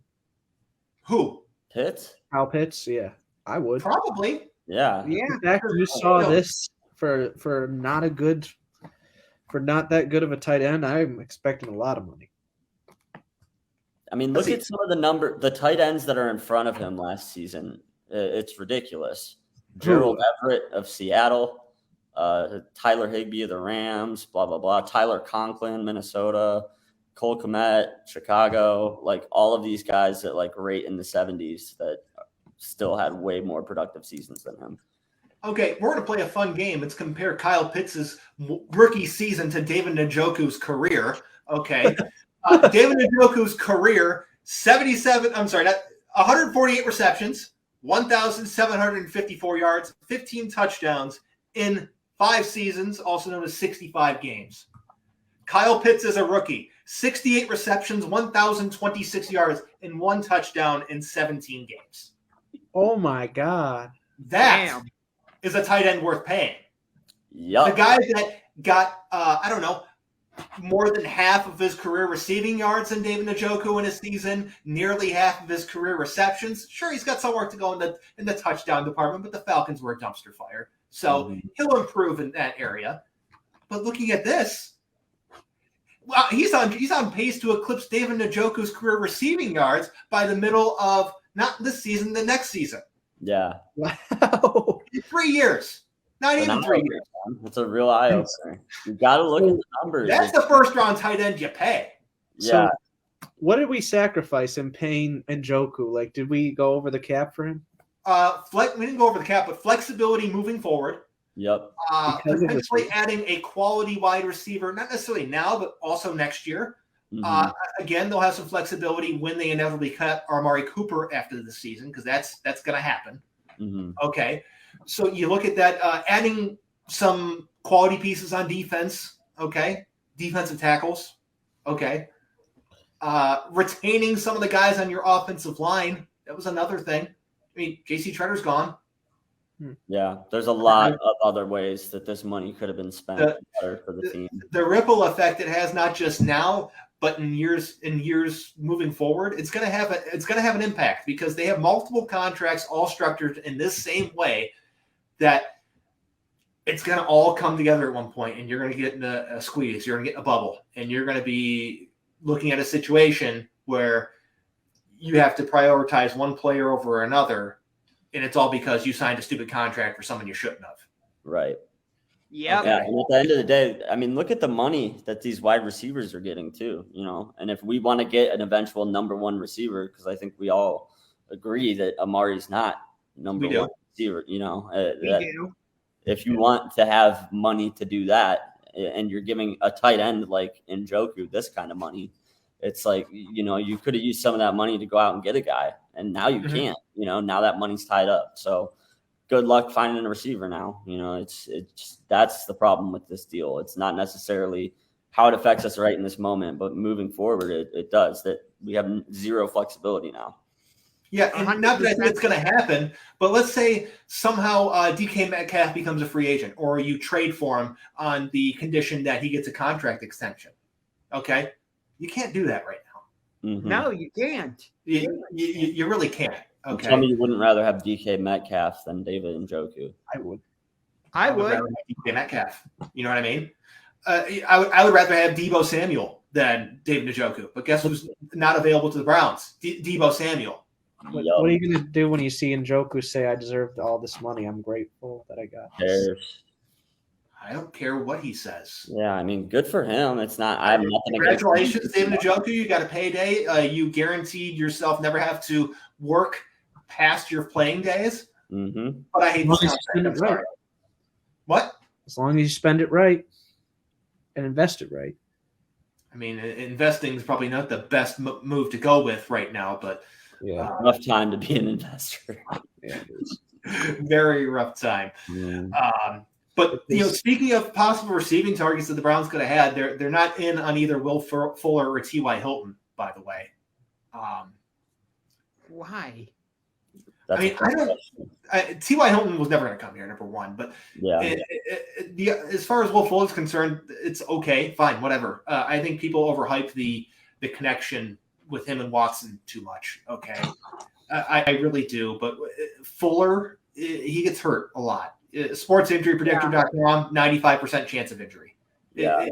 His list of injuries, you have to scroll multiple times to get through all of them. That's not good. The dude gets hurt all the time. Mm-hmm. Okay. He's somehow sustained more injuries in his couple years that he's played than Jadeveon Clowney has in his longer career. Damn. And Clowney gets hurt a lot too. Mm-hmm.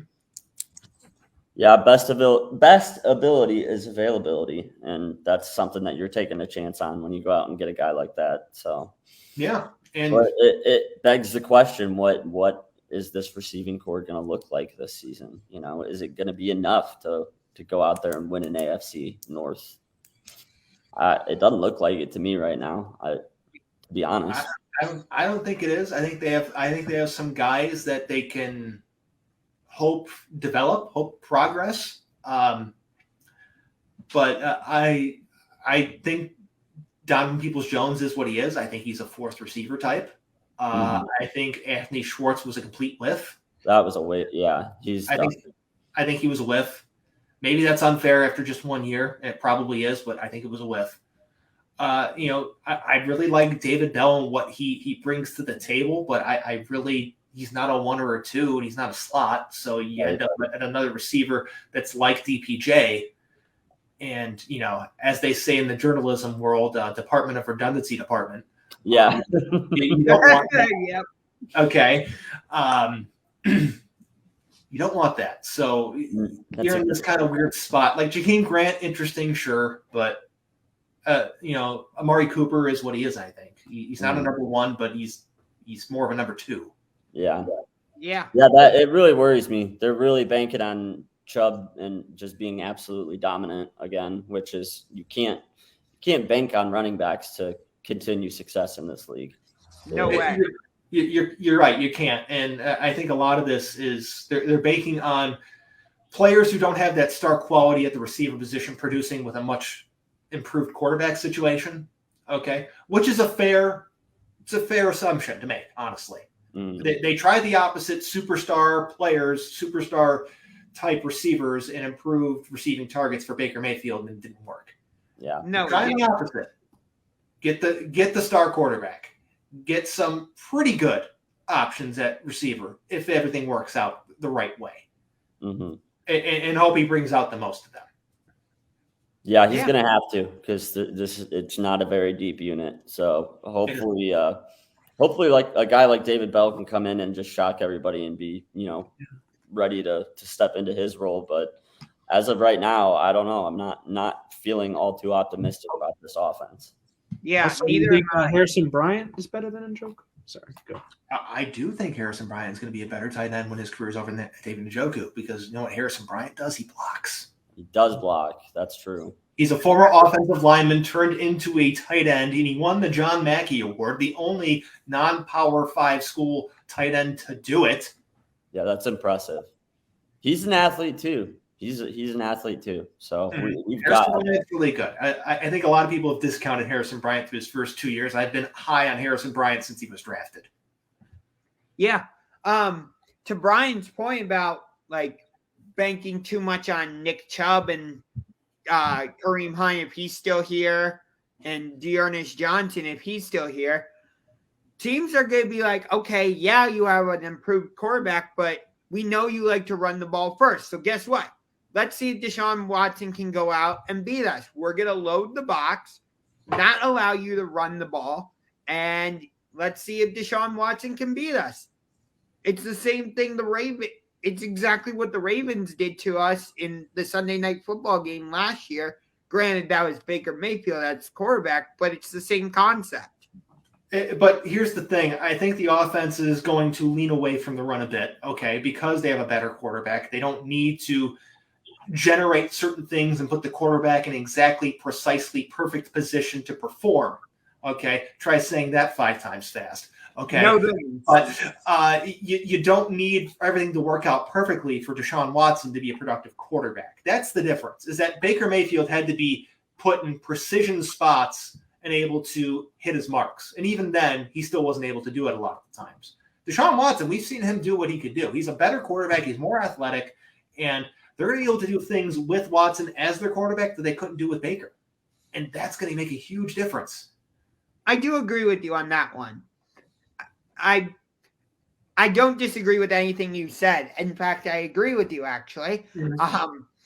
I just think teams are still going to be like, okay, we know you have an improved quarterback that has a better skill set, but we know you're still going to rely on the run game. So let's see what you do. The run game is going to be important and a key facet of their offense. They're going to rely upon it. They're going to utilize it in a manner that allows it to be productive, because they have a quarterback now that can throw. Teams can't load up the box like they did before. You can't do that now, okay? It's just that's a way to lose. That's a way to get carved up on 3-yard slant patterns down the field, okay?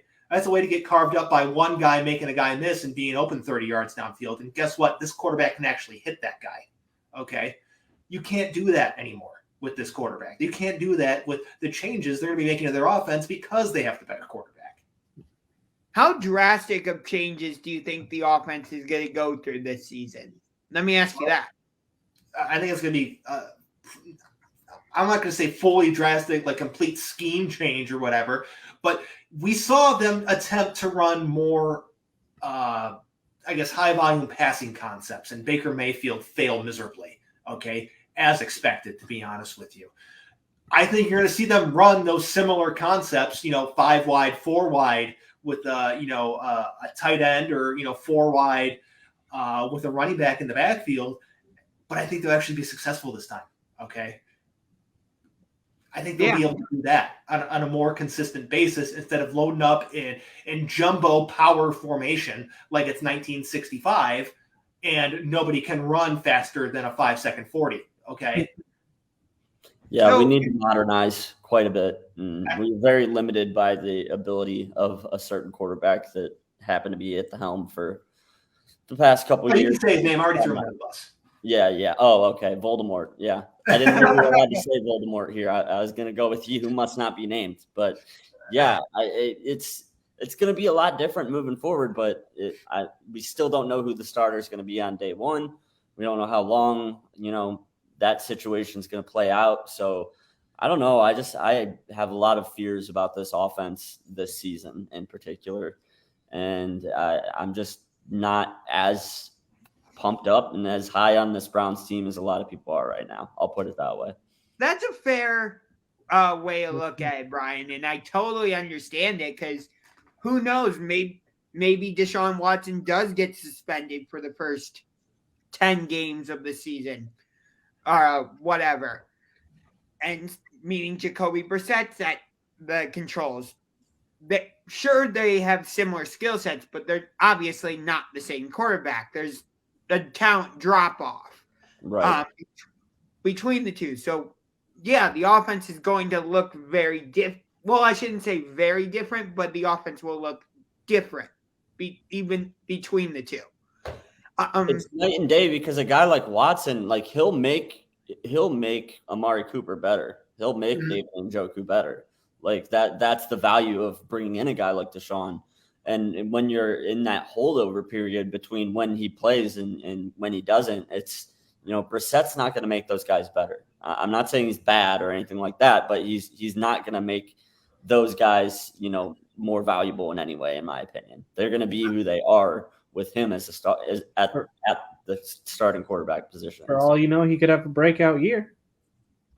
He could. I mean, anything's possible. I will give you that.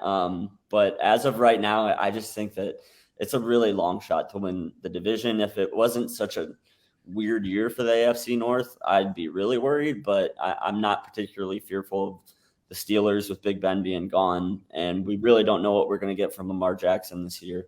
And I think I think Baltimore has to be the favorite.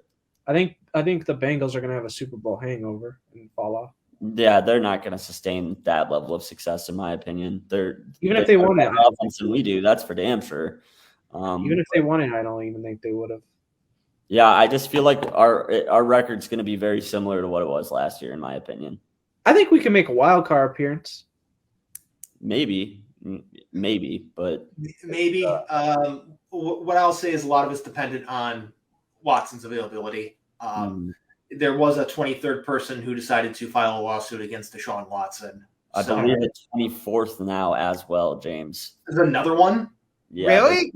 One, not two, I think. Okay, I'll have to.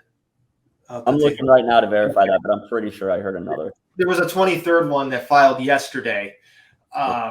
So I imagine it's going to impact somewhat. I don't know. With already that high volume of civil lawsuits against Watson, 22 to 23. I don't know how much it's going to impact the NFL's disciplinary policies. Not saying that it shouldn't. Here it is. Yeah, from SI.com. Deshaun Watson faces yet another. Now the total is up to 24. Oh, another one. Oh, great. Now I got to delete some stuff. I had scheduled tweets of something I wrote earlier. I got to delete those now because it had 23 mentioned, but now there's 24. I don't know. I got to do something. Yeah, we're seeing a little bit of an effect from the HBO special, and I think that they're starting to realize that in all likelihood this is going to get settled outside of court. And I think that probably gave some people who maybe didn't want to go through the publicity of a trial the courage to step forward and make their claims too. So, obviously innocent till proven guilty, but the situation just continues to get worse at the moment and not better. And for that reason, I'm just like really pumping the brakes on this Browns team right now. Yeah, I mean, for what it's worth, I do think Jacoby Brissett's better than any quarterback that was on the Browns last year. I agree. You think he's better than Mayfield? Yeah, I think he's better than Mayfield. Did I stutter? But he had a decent run with the Colts too. Brissett, when he looked really good, he had some time there where he looked okay. Yeah, he's better than Baker or Case Keenum or whoever the hell they had play besides those two over the past. They brought in Josh Dobbs too, I believe. So Yeah. now the Dobbs. So I look at that. I'm more comfortable with going from Watson to Brissett than I ever was really with everything last year. I agree there. I think they definitely upgraded the backup quarterback position as well as the starting position. You think he's better than Keenum Magic? Yes, he's better than there is no magic in Case Keenum, brother. But here's what I'll say. You never got to see it. I'll give you Luka magic, but I will not give you Keenum magic. No, I couldn't agree more with you, Bryan, if I tried. What's wrong with Keenum Magic? He's average, but here's what I'll say. If Deshaun Watson's suspended for less than half of the season, I think the Browns can make the postseason. If it's anything half or more, they miss the playoffs. I agree. And the reason I said that I don't think they make the playoffs to begin with is because I do anticipate it being at least 8 games. So I don't think if it's 8 even, I would say I'll even go lower than 10 and say 8. And I look at the Browns' schedule when I say that, and they play enough lowly opponents during the first half of the season that they could hold their heads above water. Yeah. I'm not worried about the Panthers or Jets or really the Falcons. Okay. Those are 3 of their first 8 games. Yeah, that's kind. That is kind to us. You don't know what the Steelers are going to be. You don't know if the Patriots can keep up what they did last year. You don't know what the Ravens are going to be. And you don't know what the Bengals are going to be. There's so many toss-ups in there.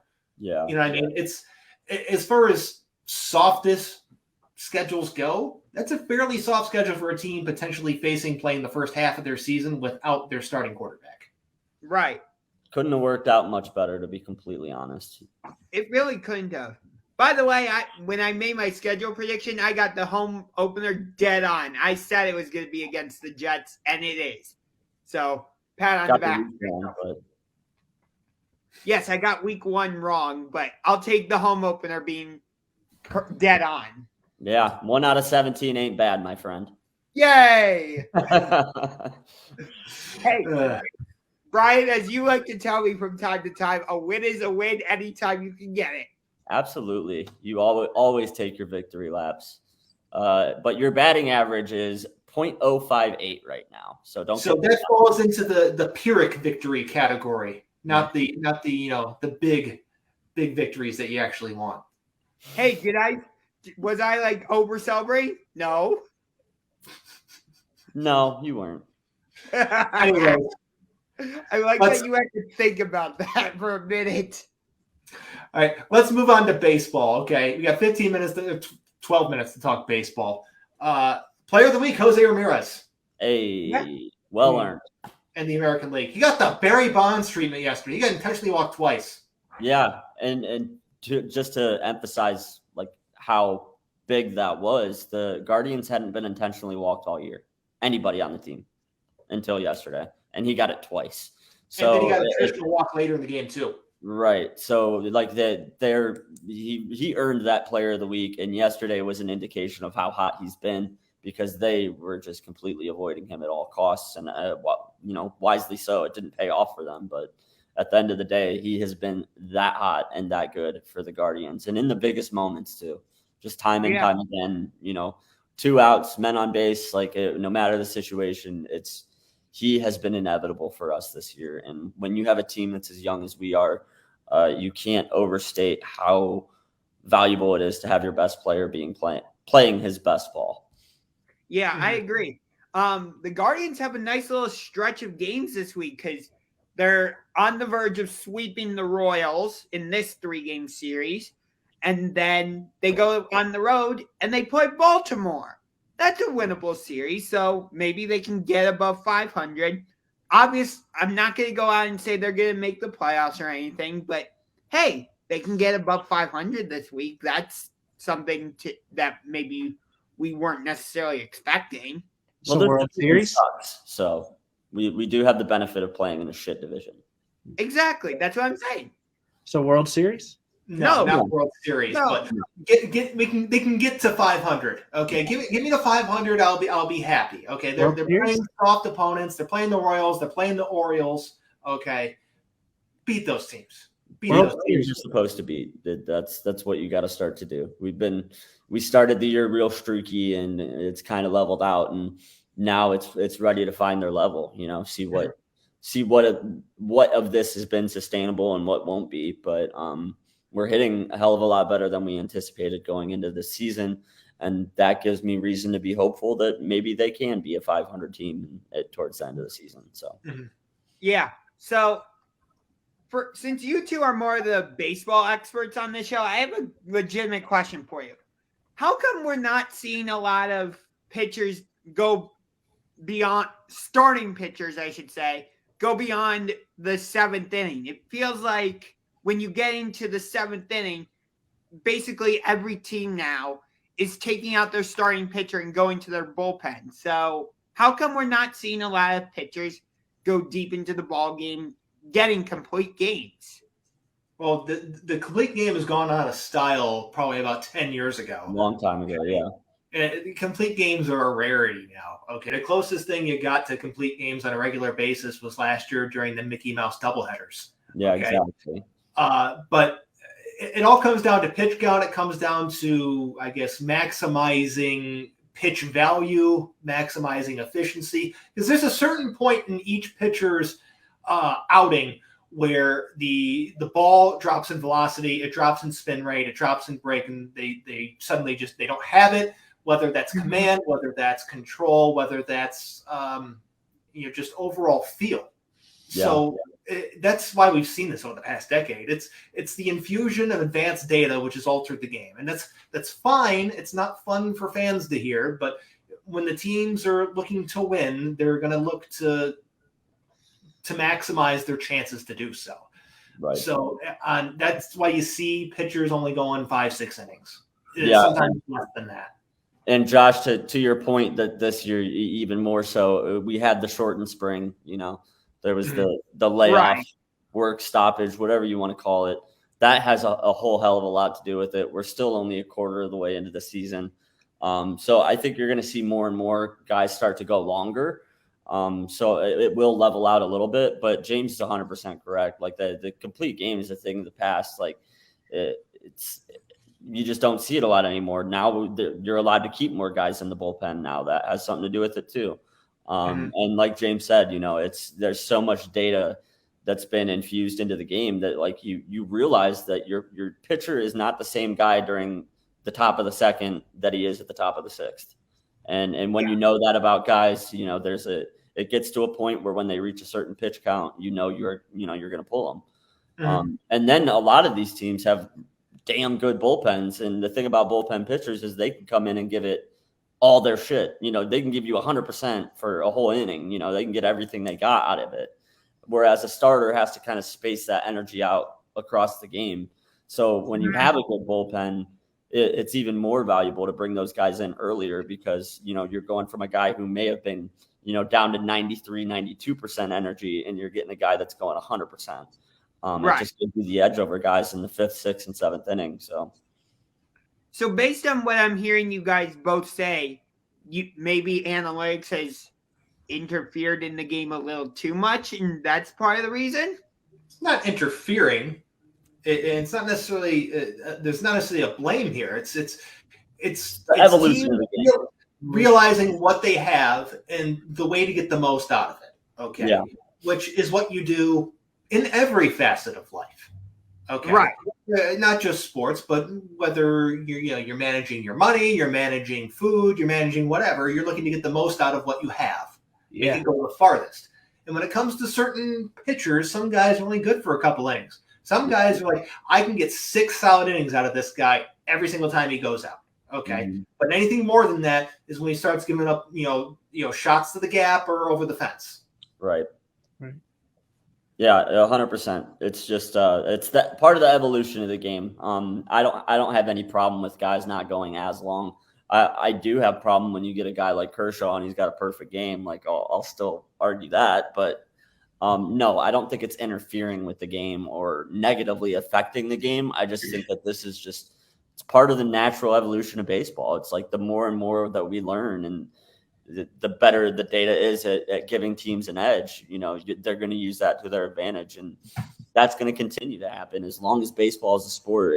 You're always going to be looking for, the next way to get an edge on each other. And part of that's been the value of a good bullpen has increased tenfold and made over the past decade. So it's just the way the game's going right now. And it might swing back the other way. You never know.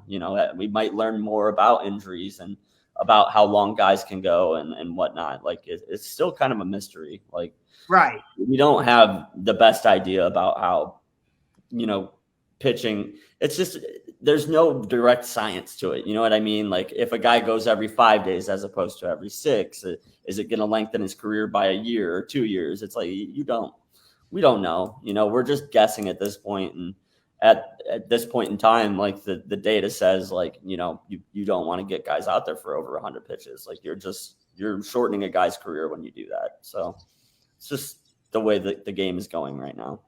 For what it's worth, what I'll say, I think the introduction of PitchCom will have a massive impact on how far pitchers go, because pitchers who don't use PitchCom and pitchers in years past, what they've been doing is wait till they, get all of their, their strength, stamina, energy all the way back so they can give 100% on every single pitch. Mm-hmm. But what that ends up doing is that ends up compounding over multiple innings, which reduces their overall effectiveness over a longer period of time. If they're throwing more frequently and they're maybe not at 100%, those repeated throws and pitches at just a slower or lower level of, energy going into it, it will result in pitchers having more energy later in the game because they're not going full go from the start. Right. Got it. And the other thing we see right now too is like velocity. Like there's a lot of guys that can throw 100 miles an hour in the MLB right now. You know what I mean? And when you've got guys like that are that like have that much kinetic energy behind their pitches, like you have to be careful with that. Mm-hmm. And I think that that's part of it too. Is a lot of the starters that you see in the league, they hit 96 to 99 regular. And when you're throwing that hard, you really have to be careful with the guy. So sure, you do. Real quick, we only got a couple minutes left. Who is the best team in baseball right now? Guardians. Yankees. Yeah, I gotta say Yankees. So I'm gonna go with a different choice. Okay. Who you got? And it's a little bit. You got to just hear me out on this one. All right. It's the Mets. Here's why. They have the third best record in baseball based off of winning percentage, but they're doing that without Jacob deGrom, without Max Scherzer. Tyler McGill's missed a decent amount of time. They had to filter themselves out of Robinson Cano. They had to option Dom Smith. Okay. Not everything's working well for them right now, but yet they have the third best record in baseball when they don't have two of their top pitchers and another productive, probably fourth pitcher in McGill. So I'm going to go with that. It's hard to argue against any of that. And the more you look at the numbers too, like you look at runs scored, even like the Mets have scored a considerable amount more than the Yankees. They're at 266 on the year. The Yankees are at 229. The only real thing I see here that I argue for the Yankees is the runs against. Yeah. They've definitely limited teams to less runs, but look at the run differential. It's not much different. The Mets are plus 72, Yankees are plus 79. So they're both right there. And the Mets are coming in riding a 5-game winning streak. So yeah, power rankings wise, I have no problem with you saying the Mets are the best team in baseball. I still just give a little bit of an edge to the Yankees, just the offensive firepower, and it's just they're dominating right now. But yeah, it's hard to argue against the Mets. For what it's worth, the pitching thing could be completely different. The runs allowed if they had DeGrom or Scherzer. I mean, look at the Yankees; they've had their full complement of pitchers for the majority of the season. Yeah, it's not like they're missing Garrett Cole or Luis Severino. Okay. Yep, that's true. Yeah, take Garrett Cole off of this team. and see what their record and what those numbers are right now. And hard to argue. Yeah. Exactly. They're hot right now. They look really, really good. It's a good time to be a Mets fan. I'll give you that. Yeah, the story would be totally different, like you said, Brian, if Garrett Cole was not on the Yankees. And the Mets, like you said, James, the Mets are doing this without their two best pitchers and a very reliable other pitcher as well. So maybe we're on a collision course to see the Subway Series in the World Series. I don't know. That's funny. Me and Bryan actually talked about that in the last Guarding the Corner episode, only because we want to see Frank the Tank have a complete meltdown with a Subway Series in the social media era. It'd be so completely electric. He'd be at all 7 games too. Yeah, he would. Come on, Dave Portnoy would flip the bill to make that happen. He would put him front and center next to Marlins, man, and so it would just be the perfect polar opposites next to each other. I think Frank the Tank's the only guy that can get Marlins man to leave his seat for non-self-promotional purposes. It has to be. Yeah, I'm here for that series. I would love that matchup. It would be a great matchup. By the way, Guardians just completed the sweep of the Royals. They won 4-0. Now they go to Baltimore for a 3-game series where we should sweep that series also. So sweep for the Guardians. Let's go. That's what we hope for. We're another game closer to 500. We're going to go to Baltimore. We're going to kick the Orioles' ass. Jose Ramirez is going to hit multiple balls into that new left field gap that they have because they decided to make it more difficult to hit home runs at Camden Yards. Some doubles, maybe some triples in Baltimore. That'd be nice. I like that. And then after we play Baltimore, we get a nice homestand against Texas and Oakland. I mean, we're going to be riding a 12-game win streak by the end of this. Yeah. I can see it. Hard to say we don't win the World Series now that I look at the schedule. Yes, Yeah. sure, we're with you. And Tim Anderson to the IL. Dallas Keuchel released on waivers. So White Sox struggling right now. The Twins are going to crash back down to earth. That's not sustainable what they're doing. White Sox are struggling, and they got one of their best players on the IL. So, yeah, good time to be a Guardians fan. Yep. And I was dead wrong about the Detroit Tigers. Yeah, Tried to tell you the Tigers stink, Josh. we tried. You did. I fucked up. I liked what you were doing. You were trying to go against the grain a little bit. You were being bold. I applaud you for taking a chance, but didn't work out the best yet. No, it did not. And you learned from it. Yes, I did. There you go.